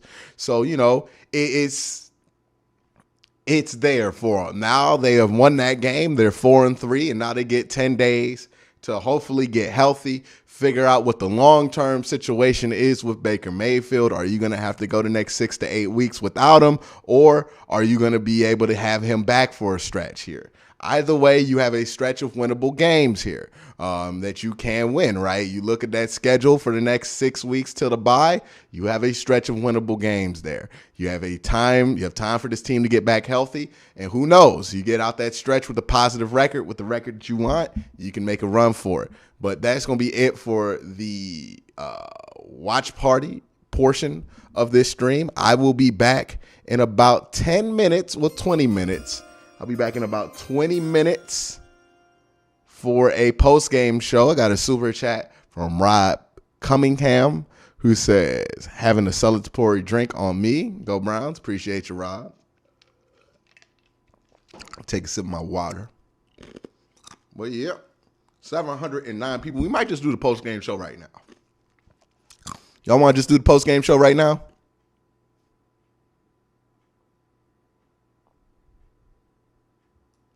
By the way, y'all need to give some respect. Y'all need to give some respect and some love. Y'all see everybody giving everybody else props and this player props, but y'all ain't giving the GOAT his props. Y'all ain't giving the best portion of this team, the man that you cannot win without, and that is my guy, without a doubt. Well, y'all know who I'm about to say. Stump Mitchell. Show my boy some love. Y'all better show Stump Mitchell and his beard some love. I see a lot of people thinking a lot of people, but not thinking Stump Mitchell. Show Stump some love. Come on, thumbs up in the chat for Stump. Let's get some stumps going, man. Stump don't never get his name chanted. Let's go, Stump. Stump the run game coordinator. He really did do a lot. You know what I mean? Stump Mitchell out here balling, just like Dearness was out here balling. Got a $5 super chat from Dave Mace that picked up Dearness to replace Hunt, then picked up Felton because of the plays he had earlier in the season. Oops. Hey, man, whatever you got out of Dearness was more than enough. Like, if you can't win that game and you had Dearness on your team and he had like 160 all-purpose in a touchdown, your team must be trash. But I appreciate the super chat, Michael Stone. I really do. Well, yeah, man. Let's give Stump his credit. Let's show Stump his love. Show Stump some love, man. Stump Mitchell for the Hall of Fame. Anytime y'all get disrespectful, I know ain't none of y'all. I know we throw this around. Oh, fire this guy, fire that guy. You try to fire somebody, have the audacity to say fire Stump. I want to listen to Dearness on the interview.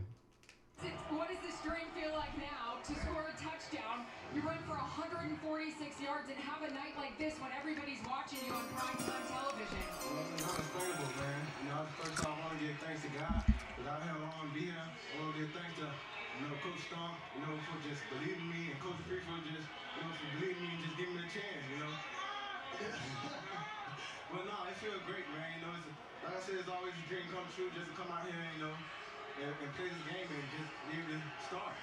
Angry runs. I mean, I think you'll know a lot about that tomorrow on Good Morning Football, but you were just making so much happen out there, and you see the reaction from your teammates. You had to have seen when you made that move on Patrick Surtain, the excitement from Baker Mayfield, Nick Chubb. I mean, what was that like? I mean, it's great, man. The O-line did a great job blocking, Santa Clara blocks on me. And I just went out there and just trusted what I seen, trusting my eyes, and trusting my ability I'm so happy for Dearness, man. This is somebody I genuinely used to watch. I used to watch him when he was on the Apollos for the XFL.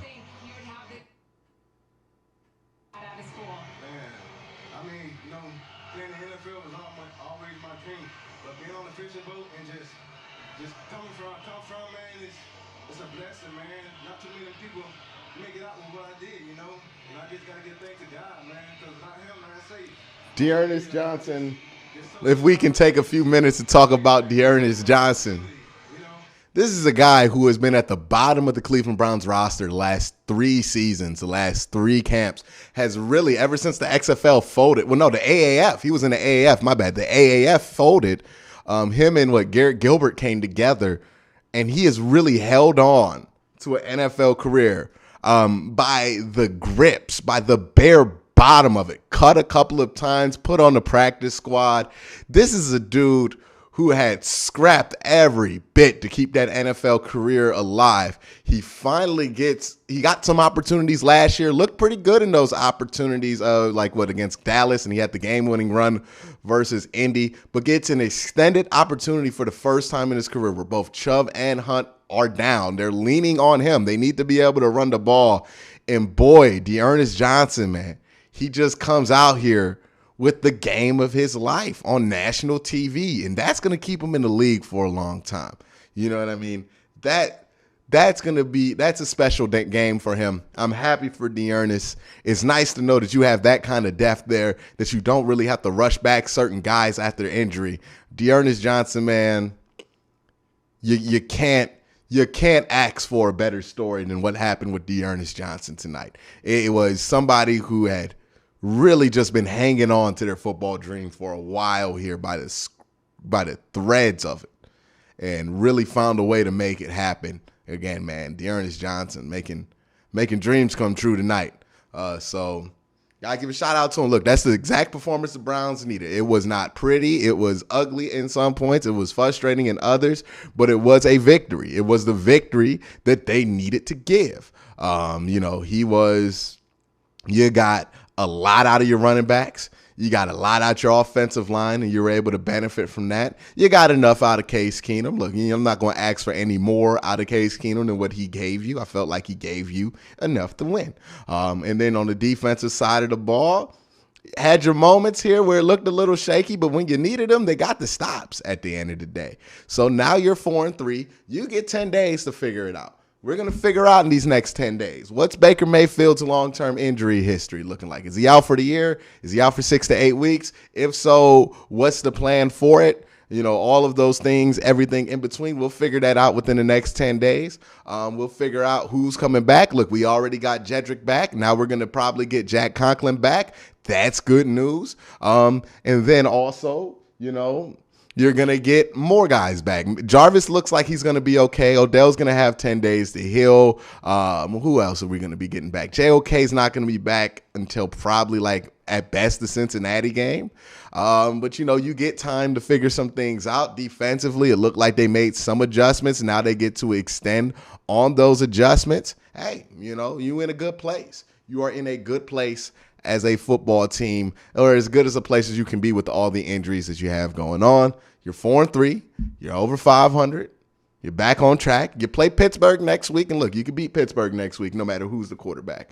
And then you play Cincinnati in Paul Brown. That's going to be a tough one.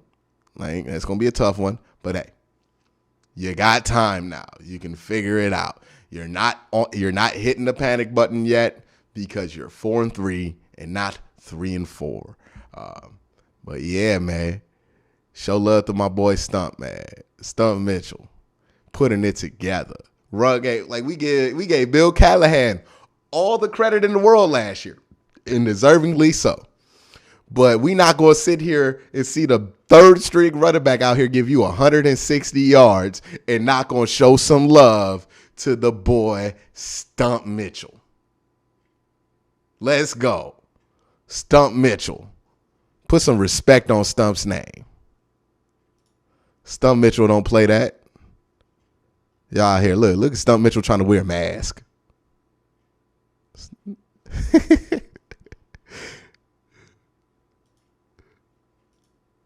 Put some respect on his name. Stump is his name, and you will not say it in vain. Stump Mitchell.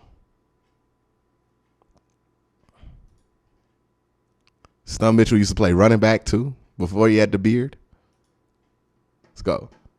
Put some respect on Stump's name, man. Put some respect on Stump's name, y'all. Stump Mitchell. I bet that boy know karate moves. But hey, big win when you needed it. Okay, so, but are there any more questions? Anybody got any questions before we head out here? Before I film the breakdown and start to head down. By the way, if you want to check out me, Tony, Sonny, and Ace all reacting to this game tomorrow on AFC North Talk in person, make sure you subscribe. Make sure you be notified. Max Nikolakenko says Dearness was just getting that love by Fox. That's big. Hey, man, I'm so happy for Dearness. This is a guy I've watched literally struggle for his football career for the last 4 years. You can't be any happier for him. Jay Nova says having Wills back was huge tonight. Definitely. You saw the difference in the offensive line play, in his ability to kind of be able to cut on the outside without somebody being there. Somebody asked, did I predict 4-3? Yeah, I said they was going to get to about 8-3 by the end of this stretch.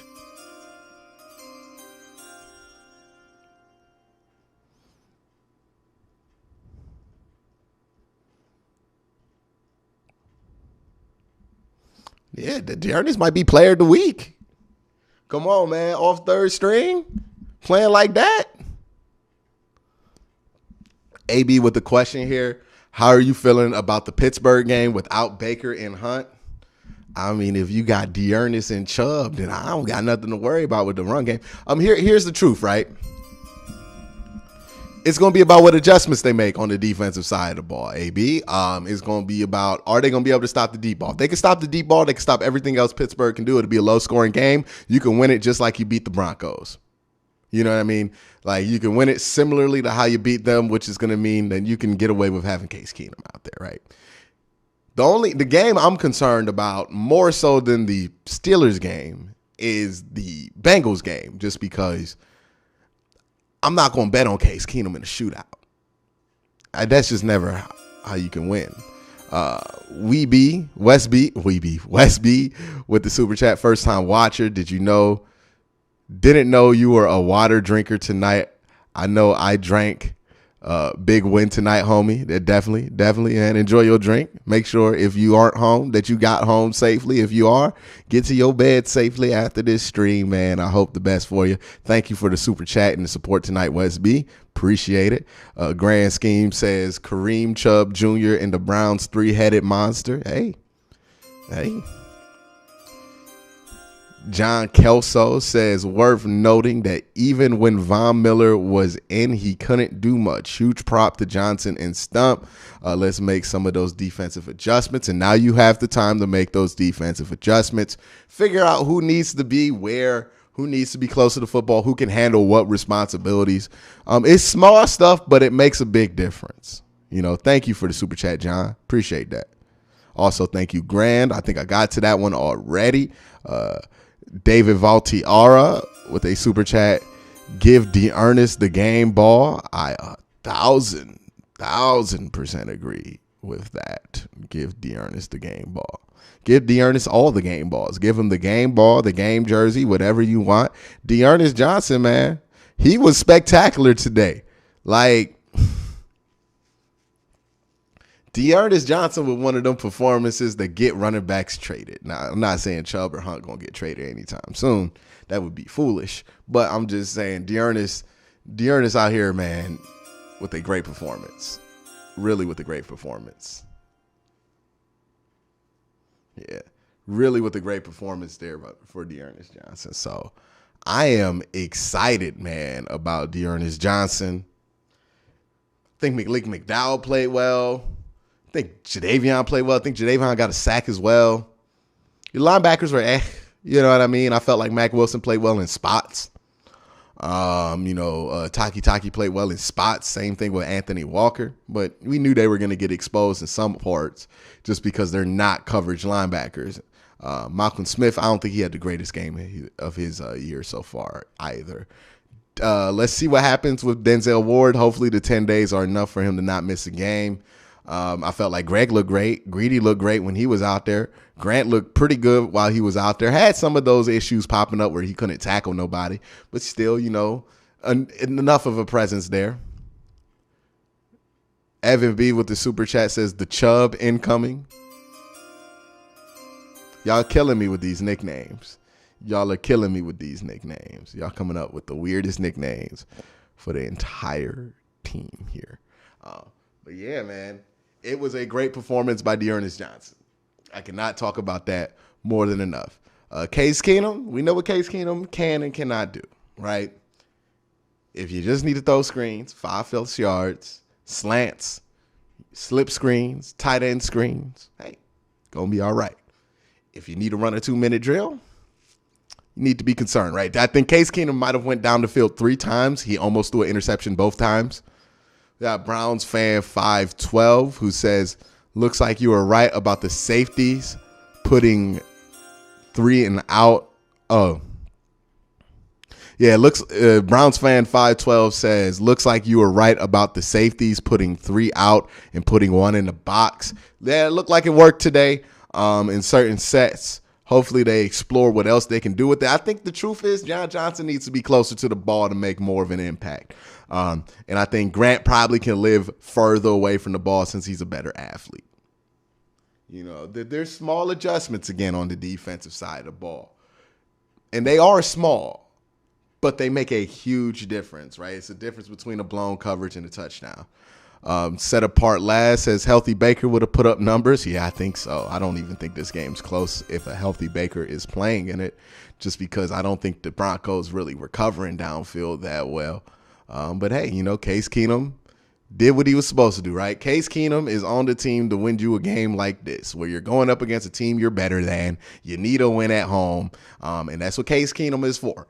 Can he get you a game or 2? You might need him to get 2. We don't know what the situation is with Baker. Hopefully he's back soon. If he's back soon, then this team's going to be still on track to be able to do everything that they want it to. The next question comes from Daniel Phillick, who says, such a much-needed win. Absolutely, Daniel. Absolutely. It wasn't as frustrating as a win or as, angry as a win. But it just was a win that you needed, right? And we just needed a win today. We did. It was nice to come back off of that performance and just get a win here. BPP says milk, lemonade. De'Ern is going to get paid. I hope so, man. Hope so. They got Case Keenum on the broadcast right now. I'm going to try to play it so you can hear a little bit of it.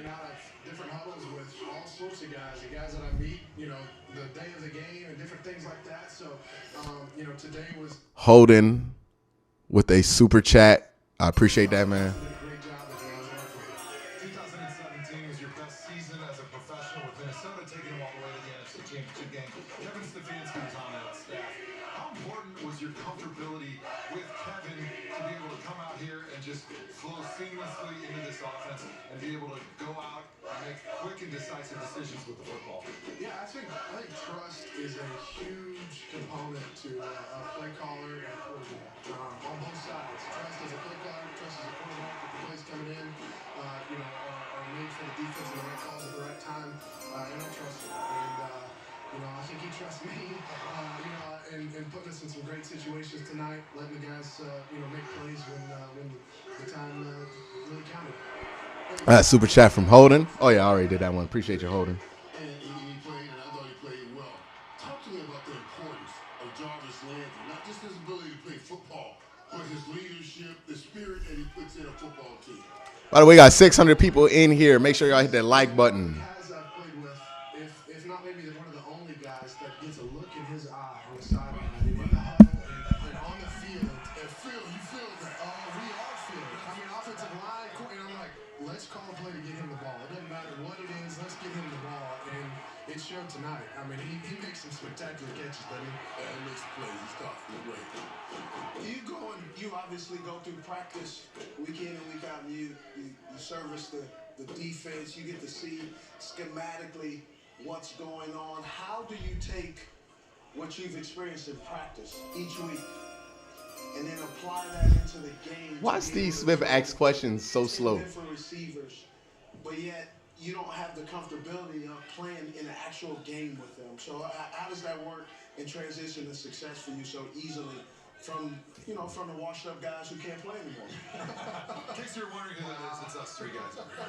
No way. I bet y'all got it. You're the ones that you ever want. Not even once. There's a couple of things. A lot of mental reps. I really do a lot of mental reps throughout the week. I may not be getting the exact route with the guys who are doing it in the game, but I get a lot of mental reps. And on the scout team, All right, we got a super chat here from Holden, who says, I'm more worried about JOK more than any other injury because those screens were killing us and no linebacker was there. Also seeing JJ3 in the box more I like. Yep. Hopefully JOK can be back in a couple of weeks. JOK makes a huge difference. He does. Matthew Scott with a super chat says Keenum took the exact offense to the playoffs with the Vikings. Same number of playoff wins as Baker. I don't know when Case Keenum took over that team. I think I was like week 8 or week 10. But yeah, I mean, hey, it's one playoff win. Both Baker and Case Keenum have, so we can't act like it's like a bunch of playoff wins. But yeah, you would obviously feel much better about, because since the goal is not just winning the playoff game, like you might be able to do that with Case Keenum, but since the goal is Super Bowl, you would feel much better with Baker and as your quarterback when it comes to the Super Bowl. But yeah, man, maybe however long Baker is out, Keenum can hold it down. Holden with a super chat here says, I'm more worried. Okay, I already got to that one. Appreciate the super chat from Holden and Matthew, by the way. Appreciate y'all. Appreciate y'all supporting the show and chiming in. I appreciate y'all input. And we got another super chat here from John Kelso, who says, waiting for the day I find somebody that holds on to me. Waiting for the day that holds on Myles Garrett gets called. You'll be waiting forever. You'll be waiting forever. But all right, let's finish this interview from Case Keenum. All those guys that we have on the rush that I go against, they give a pretty good look on that. So I have to get the ball out quick during practice if I want to get it out. So some timing stuff for there, getting the ball out quick's good. Hey, you talked about Jarvis and what he meant to this football team and the spirit that he brings to this football team. But when you see a guy that has fought through some hard times and get out and play the way Dearness Johnson played, what does that mean for the football team? It means a ton. You never like injuries. You hate them. I mean, for anyone across the board, any team in this league, but it's going to happen. It's not a matter of if, it's when. So Set Apart Last says Case Keenum started off on fire and was mad the rest of the game. I would argue starting off on fire. He threw 2 screens at the beginning of that game, right? And they scored because Dearness was on fire. The offense definitely ran through Dearness Johnson today. You know what I mean? Case actually had to do more in the second half than he had to do in the first half. But yeah, again, we not asking Case to do much. Like, how everybody talks about Baker Mayfield. We don't ask him to do much, but they're actually like wrong about that because they do ask Baker to do a ton in this offense. But they want to like make the game manager argument. No, this time, like when we say we're only asking Case to do like small things, that's really all we're asking from. Dog Pound Stunner, who says Baker told Jay Glazer that he has a fracture in his humerus bone on his left arm. Thanks for the solid content, Q. We'll see, man. We'll see. We'll see when he plays, what the situation is. We should get a prognosis by the start of next week on what the situation is with him. He didn't have a sling on the sideline. I don't know if that's a good sign or a bad sign. He also didn't move that other arm at all. So we'll see. We'll see what he can do. But let's get back to this Case Keenum interview. Honestly, though, you can look at it with another view that it's somebody else's chance to step up and make big plays. It's somebody that's done this their whole life. Dearness has played this game his entire life, run the ball, all over the place, all over the country. And for having a night like tonight on a big stage, it's special. And we had a great moment in the locker room. Yeah, you can see how much love and respect everybody on this roster has for Dearness Johnson. What does that say about the closeness and the bond that this team has, and what that can maybe do for them as you guys come on a really tough stretch in your schedule? I think good teams not only trust each other, but they like each other and they love each other even. I think that there's some chemistry that's formed, between the white lines, but off the white lines too. Outside, and it's nice to be able to kind of eat lunch with a teammate this year. With everybody a little different than last year. A little different. So I think those type of things and chemistry and the bond that you form off the field, getting to know guys, wherever it is, I think those go a long way. What was that moment, real quick, in the locker room that you just referenced? Take us into the locker room. Let's hear what. Got another super chat here from Buckeye Browns, who says the actual problem is if the NFL would call holding on any tackle versus a Myles Garrett, they would have to call it every passing down. He gets held every play. That factors into it, right?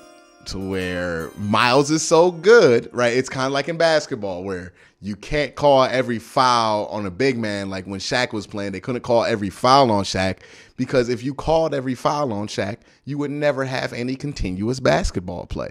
So, there's some of that goes into it with Myles. I think some of the egregious stuff should probably be called because there is a lot of egregious stuff that goes down with Myles. But to be fair, it happens to every pass rusher. It happens to him. It happens to TJ Watt. It happens to Aaron Donald. It happens to all the elite pass rushers. That's kind of how you know you're good when you get held and nobody cares. Browns fan 512 says he does have a fracture. It's been confirmed.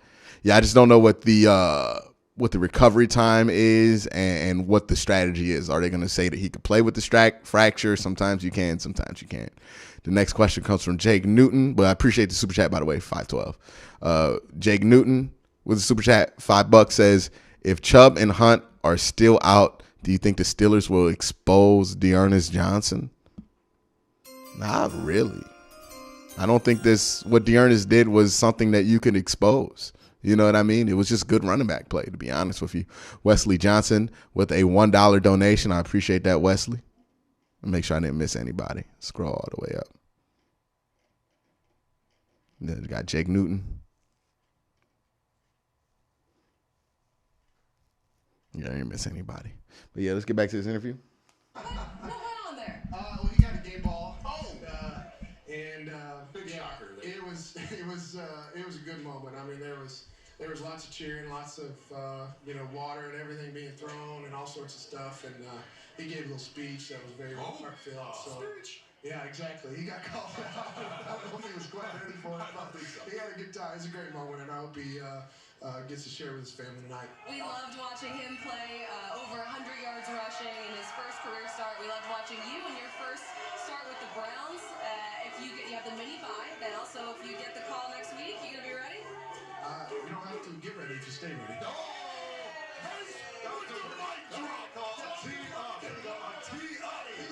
why she's a professional, folks.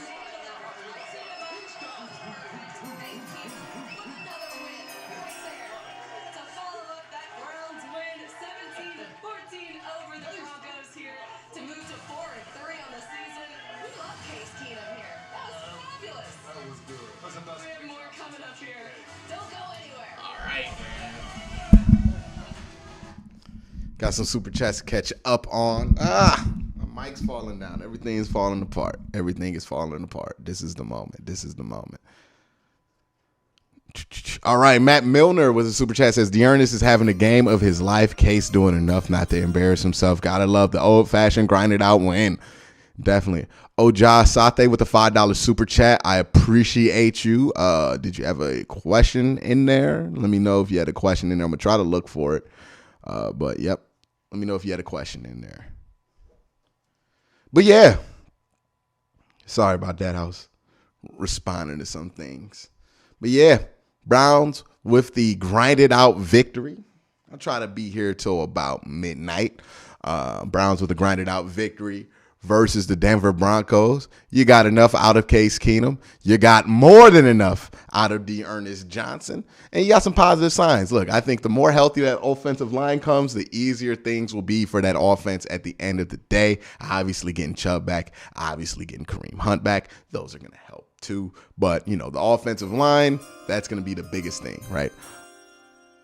Wesley Johnson with the $5 super chat. Do you think if Case plays better and better, do you think Kevin would sit Baker even if he's healthy? Yeah, dude, I know we're carried away because he won, but like, there's no world in which you would start Case Keenum over Baker Mayfield. Unless, and like, if Baker's healthy. Unless like Baker just like threw 14 interceptions in a row. Like, I just don't think there's a real world in which you would actually, because you're just so limited with Case Keenum. He can't go downfield. He really can't. And he's not changing. He's like 35 years old. He is what he is at this point. He just can't go downfield. That takes out a lot of what this offense does. Contrary to what Kevin Stefanski has called throughout the first half of this season. So, yeah, look, you'll get by against certain teams with Case Keenum. You'll get by against the Lions. You'll get by against maybe Pittsburgh, maybe Cincinnati. But when it comes to Baltimore and those teams, that's where you're going to need Baker. You know, even Cincinnati is a team I feel like you need Baker against. You know what I mean? So, you know, for certain teams in certain situations and certain game plans, you'll be able to get enough with Case. You know, Case got, 17 points? That's enough to beat the Broncos. But when it comes to like long term, you want this team to actually like win the Super Bowl or something like that, Baker going to have to be healthy, and he's going to have to play like he did at the end of last year. That's what you need out of your quarterback.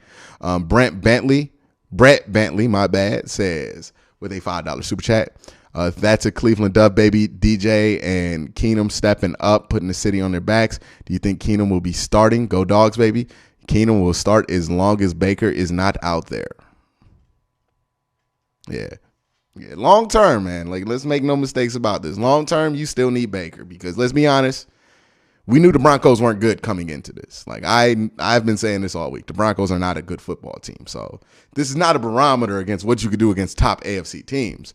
But, you know, what Case Keenum is somebody you could bring in to win a game like this, maybe win another game like that, to get you to your main guy, and that's Baker. Now, I know Baker ain't been playing the best. I know some people has beef with Baker, but let's be honest here. If you want this offense to be playing at a Super Bowl level, you're going to need Baker Mayfield out there because it's the best option at quarterback you got. Wesley Johnson with the super chat. I had no problem with Case, and in all, I felt that maybe it's better. Oh, wait, let me try to read this, man. Wesley Johnson with the $5 super chat says, I had no problem with Case in. I felt better that maybe it's Odell more than Baker with the chemistry. We don't have to blame either side. It's just not working between the two. But, yeah, you know, I mean, it doesn't have to. That's the one thing with Odell and Baker. It always gets pitted against each other as if it's one or the other. It's just not working between the two for whatever reason. I think a lot of it's just bad luck. You know what I mean? So it doesn't have to be one or the other. We don't have to have a civil war about this. You know, I just think it's just bad luck between the two. PJ with another super chat says, when you lose your Chubb,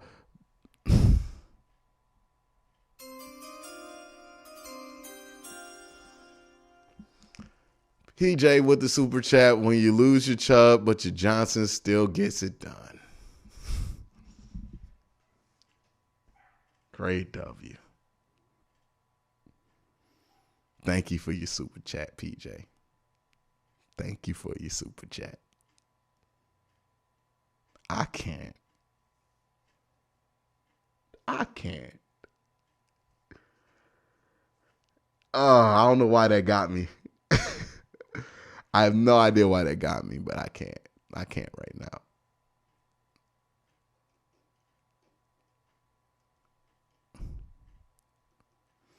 I really can't, bro.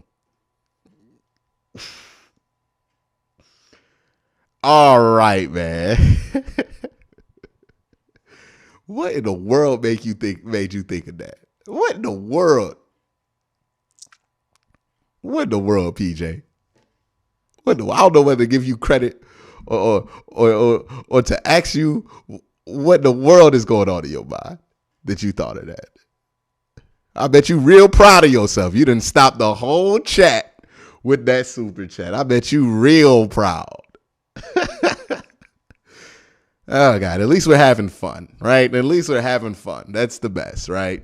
At least we're just having fun at this point, because at certain points during the season, it hasn't been fun so far. So at least we're having fun. Have fun for the next 10 days as well. I'm waiting to see if any press conference come out. My goodness, PJ. My goodness, PJ. You derailed the whole chat. You know what? I gotta hit the derailer with the ultimate derailer. Stump Mitchell don't think that's funny. Stump, you thought that joke was funny? No. Okay. It ain't funny no more. It ain't funny, Stump. My bad, Stump. I ain't mean it. What you think funny? I don't know. I don't know what's funny, Stump. I'm sorry, Stump. We got another super chat from Wesley Johnson. Says a dub is a dub with the backup quarterback against the 4th-ranked defense in the NFL. Yeah, I know and by the way, thank you for the super chat, Wesley. But I know the Broncos are technically the 4th-ranked defense in the NFL. But they let the Steelers put up 27 on them. And we know that Steelers offense ain't no good.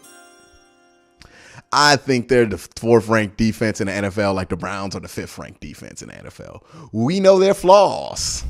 And there are flaws. So, you know, they benefited. Look, they played the 1st, 2nd, and 3rd pick in the draft for the first 3 weeks, and they beat up on them. But you look at what they've done the last 3 weeks, you would know that their defense ain't that good. You know, it's a lot better on statistically than what they've actually done the last 3 weeks. You know what I mean? But, hey, a win is a win. And I'm not about to – oh, man, we got a Fitty bomb. Fitty bomb. Fitty bomb. AB with a Fitty bomb. He been dropping mini bombs all day, but he dropped a Chubba Lubba Lubba bomb. I might have to call it a DJ bomb. He says, hey, man, thank you for keeping expectations grounded. I may not agree with all your takes, but you've definitely made me and anybody listening a more informed Browns fan. I hope you get a call up for real, head to head with Stephen A. Smith. Hold on, let me see, because the chat went away before I could read it all. Hold on, brother. I'm coming. When you lose your Chubb and Johnson. Damn it, PJ. I saw that super chat again. Yeah. Hopefully you get caught up. I hope you get that call up head-to-head with Stephen A. Smith. Herb Wiley would be lights out. Go Browns. Thank you for that support. Thank you for the super chat. Thank you for the Fitty bomb, AB, and the consistent super chats throughout the stream. I appreciate you, man. You have yourself a great night. And Jack Dam with a $2 dog check in there. Yes, sir. Yes, sir. Yep. Got the bomb in. But yeah, we had to put Stump Mitchell on because some of y'all don't know how to act. Peacock, what was his name? PJ out here derailing chat. He derailed chat for a solid 5 minutes. That's impressive. That's impressive. If I wasn't a thief, I would have stole that tweet and tweeted it out. You better tweet that before somebody steal it. We got a super chat from Kenny. He says, when a Stump can keep a Chubb and a Johnson running. That's solid. That's solid, Kenny. That's solid. That's solid. We got some interesting last names on this team. We got Hunt, Stump, Chubb, Johnson, Felton. You know what I mean? Demetric. We got some interesting names here, man. Some interesting ones.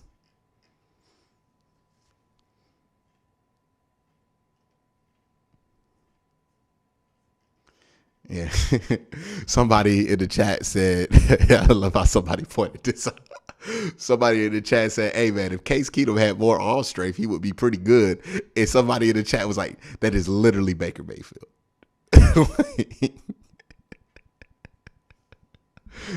It's all right, man. It's all right. Look, man, I'm happy Case Keenum got in there, did his thing. And then, you know, hopefully he holds it down. Baker can come back and we can get back on this Super Bowl train. Because that's where this train headed. We heading to the Super Bowl. But We got to get healthy first. We got to see if we can get healthy first before we can buy them tickets.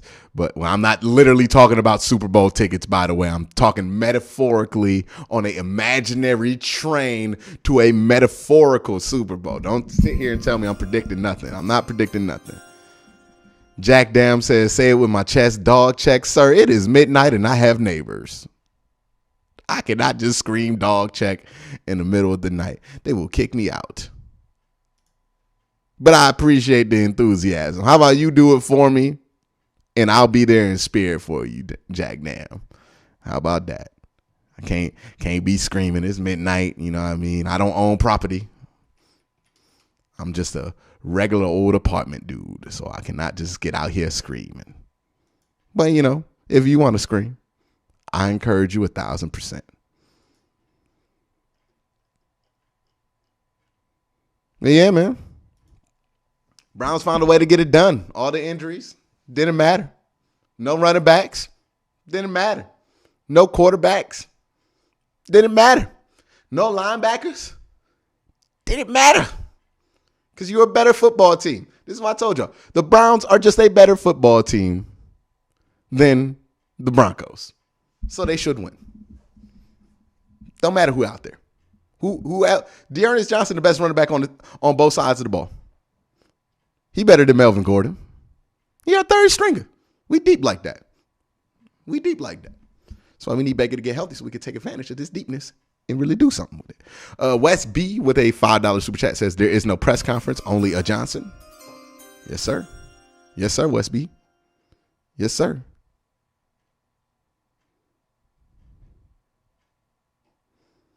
Yes, sir. But yeah, man. By the way, shout out to my cat popping up in the stream. She finally woke up after all that noise. She don't really care about nothing. So shout out to her. She joining.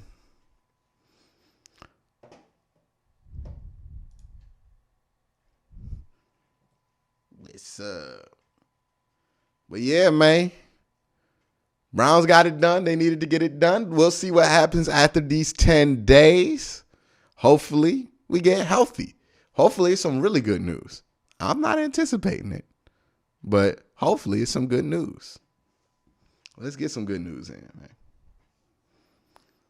But I guess I'll leave about 5 minutes for more questions. So if you have a question, super chat it now so I can get to it before I head out because it is getting late here. So about next 10 minutes, we'll take questions.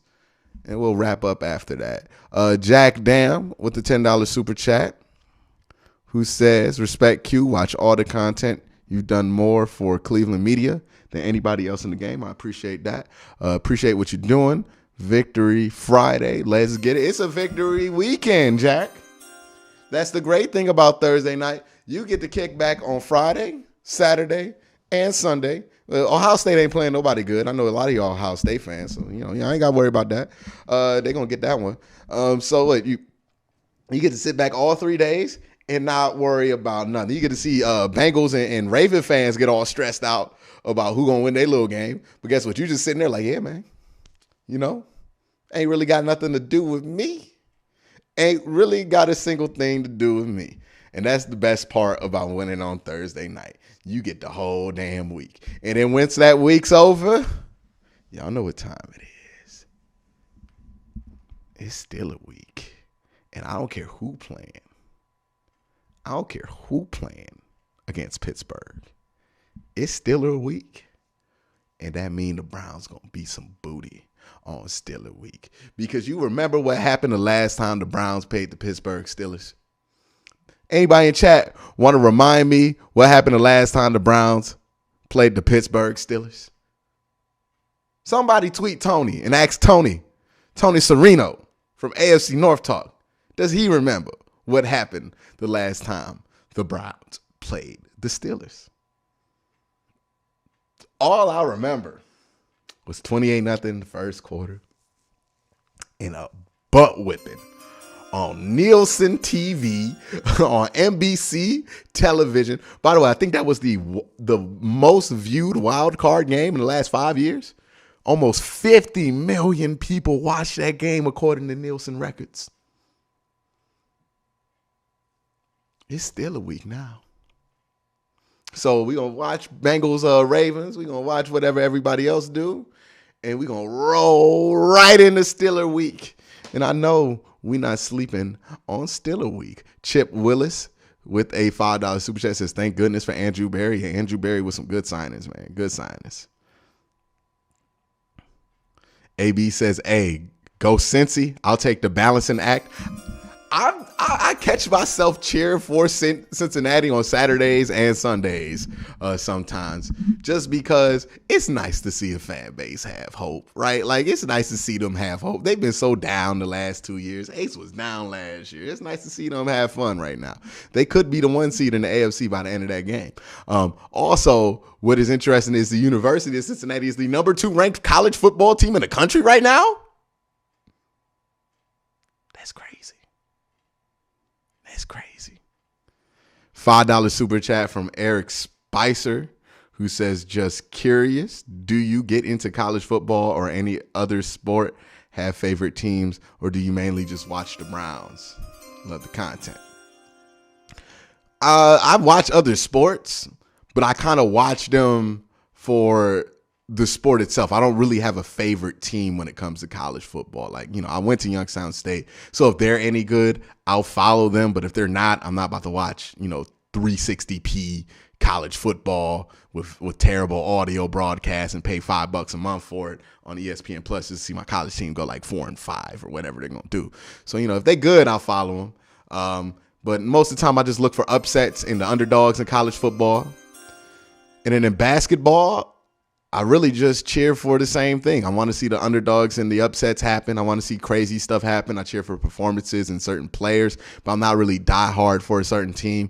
Look, I know I'm supposed to be a Cavs fan, but it's hard to be a Cavs fan. I'm not trying to be out here. Look, LeBron won that championship in 2016, and I have cashed out on my Cavs fandom. I have realized that is the highest the Cavs will ever make me feel. That is the happiest they'll ever make me, and they'll never make me that happy again. And I don't feel like I'm wrong on doing that. You know what I mean? Like, my diehard days of following the Cavs, they ended. I used to be in that stadium cheering for Deion Waiters and Kyrie when that was the duo.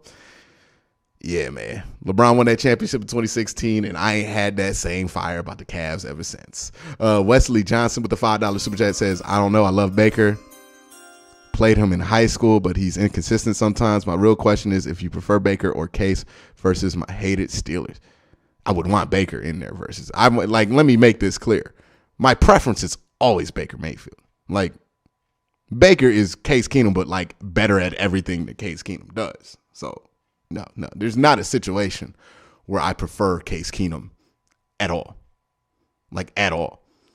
Jack Dam says, breakfast on me, bacon, eggs, cheese on a roll. Appreciate you, Jack, with the breakfast super chat. See, Jack taking care of me. Jack making sure I eat good while I watch all of these division games in college football this weekend. Shout out to you, Jack. I appreciate that.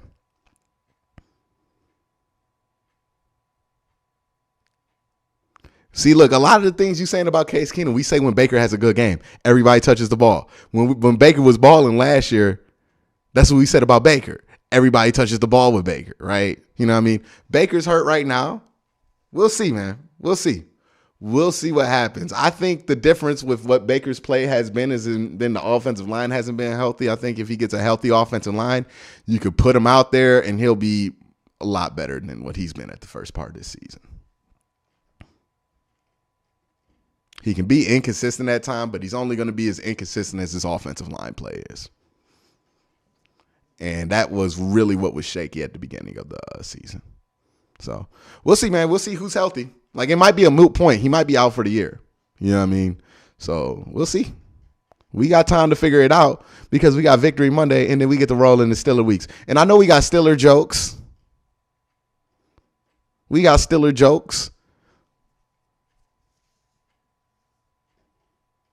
Because them Steelers are funny. But yeah, man. That game's over. We beat the Broncos. Now, let's like you know what would be embarrassing?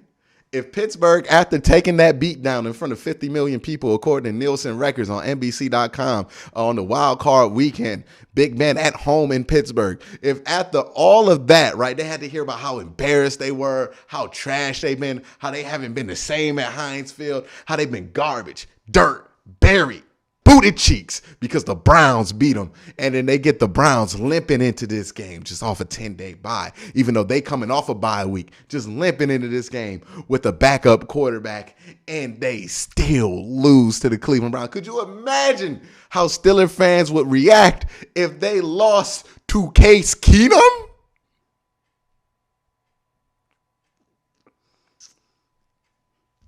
Telling you, man.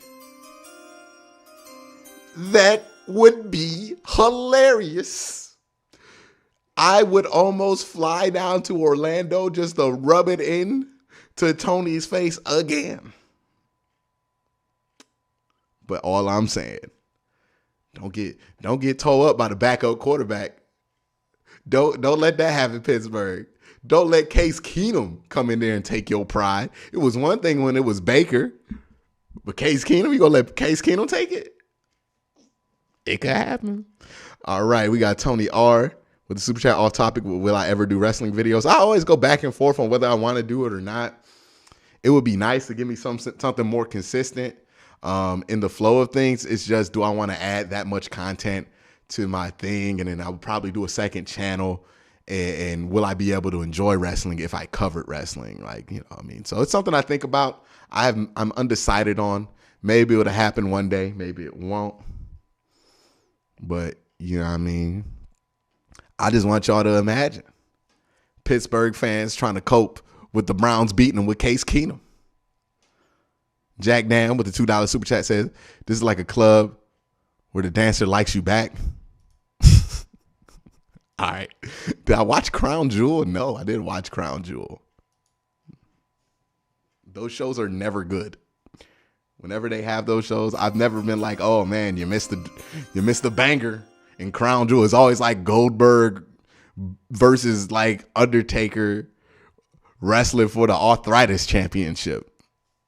It's like, ugh, I'll miss out on that. I'm good. I don't really watch that much WWE. I'm more a AEW guy these days. Grew up on WWE, but they don't really appeal to me now. But yeah, man, look, y'all can save them little Baker Mayfield, Chase Keenum arguments for the next 10 days.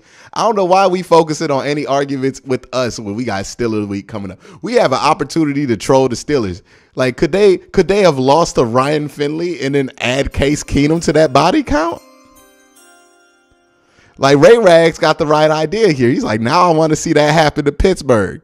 He wanted to see Case Keenum get that body. Hold on. Let me gauge the fan base. I'm gonna put a tweet out real quick. Hold on.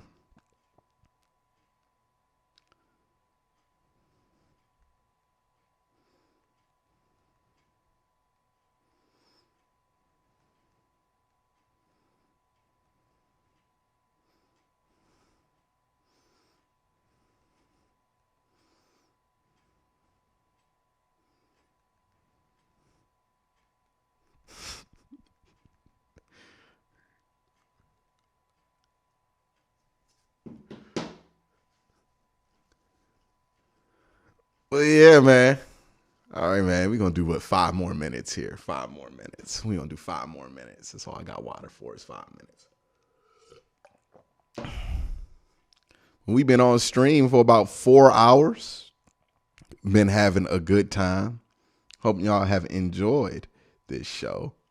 Hope y'all have enjoyed the content that I have put out. And if you like what I do and you want to hear from me more about this victory tomorrow, there are 2 ways you can do that. One, you can subscribe and be notified so you can catch me when I'm doing these uploads just during the day. Every day I do an upload. And then you can also catch me on AFC North Talk. So subscribe to AFC North Talk. I'm going to be live tomorrow to discuss this and the upcoming games for the AFC. So subscribe to AFC North Talk. Tony R with the super chat. I watched TNA back in the day. back in those days, I was more like a WWE watcher, right? So I was watching like in like 2010, that was like CM Punk, Kofi Kingston, the original like Daniel Bryan before the Yes Movement, all of that stuff. So I was more of a WWE guy. I didn't really watch a ton of TNA just because they always had impact in that small arena. ACC Colon says, would you consider streaming Full Gear? Would love to see wrestling content, even if it's on another channel, but I understand if you're already super busy. I'm considering the wrestling thing. I don't know if I want to do that full way, all the way through yet. I'm just going to take some time. Right now, I'm pretty swamped with football, so I'm probably going to decide on that in the summertime. Maybe come around Double or Nothing season, I'll make a decision on that. But for right now, I'm just going to focus on the football, man. But I appreciate your interest in that, and I will note that, and I will consider, maybe I can do some wrestling content in the off season on a different channel. Maybe that might happen. If there's interest there, I will. But yeah, man, there's a lot to talk about. It's a lot to talk about. It's a lot to talk about. We're going to get into that, man. But we got about 2 minutes left in this stream. So if you have a super chat, send it in right now. This is the last call for a super chat. But yeah, last call for a super chat. And then, we're going to head out of here. I feel like we covered a lot in this stream, this watch party. I felt like we had a lot of fun in this watch party. But, I think we have covered enough so far. There will be more. Again, make sure you subscribe. There will be more coming out in the morning. I will have a video out in the morning time. Also, hey, I think the Q&A prompt is out there already. I set it for midnight. So go to the channel, look for the dashboard in the community tab, and that's where the question prompt is to ask questions for the post-game Q&A, which will be up hopefully Saturday. I got to edit it on the road. A little bit of a funky situation there from a post-production standpoint, but nonetheless, it's going to be available there. So make sure you ask your questions now. You have a chance to. So if you're right here, go ahead, hop over to the community tab, ask your questions for Q&A. But that's it, guys. I hope you guys have a great night. Thank you guys for supporting the stream. Thank you guys for supporting the show. But that's it for this week's watch party / post game show. I want to make sure you guys have a great day, but also have a good night and, stay safe out there.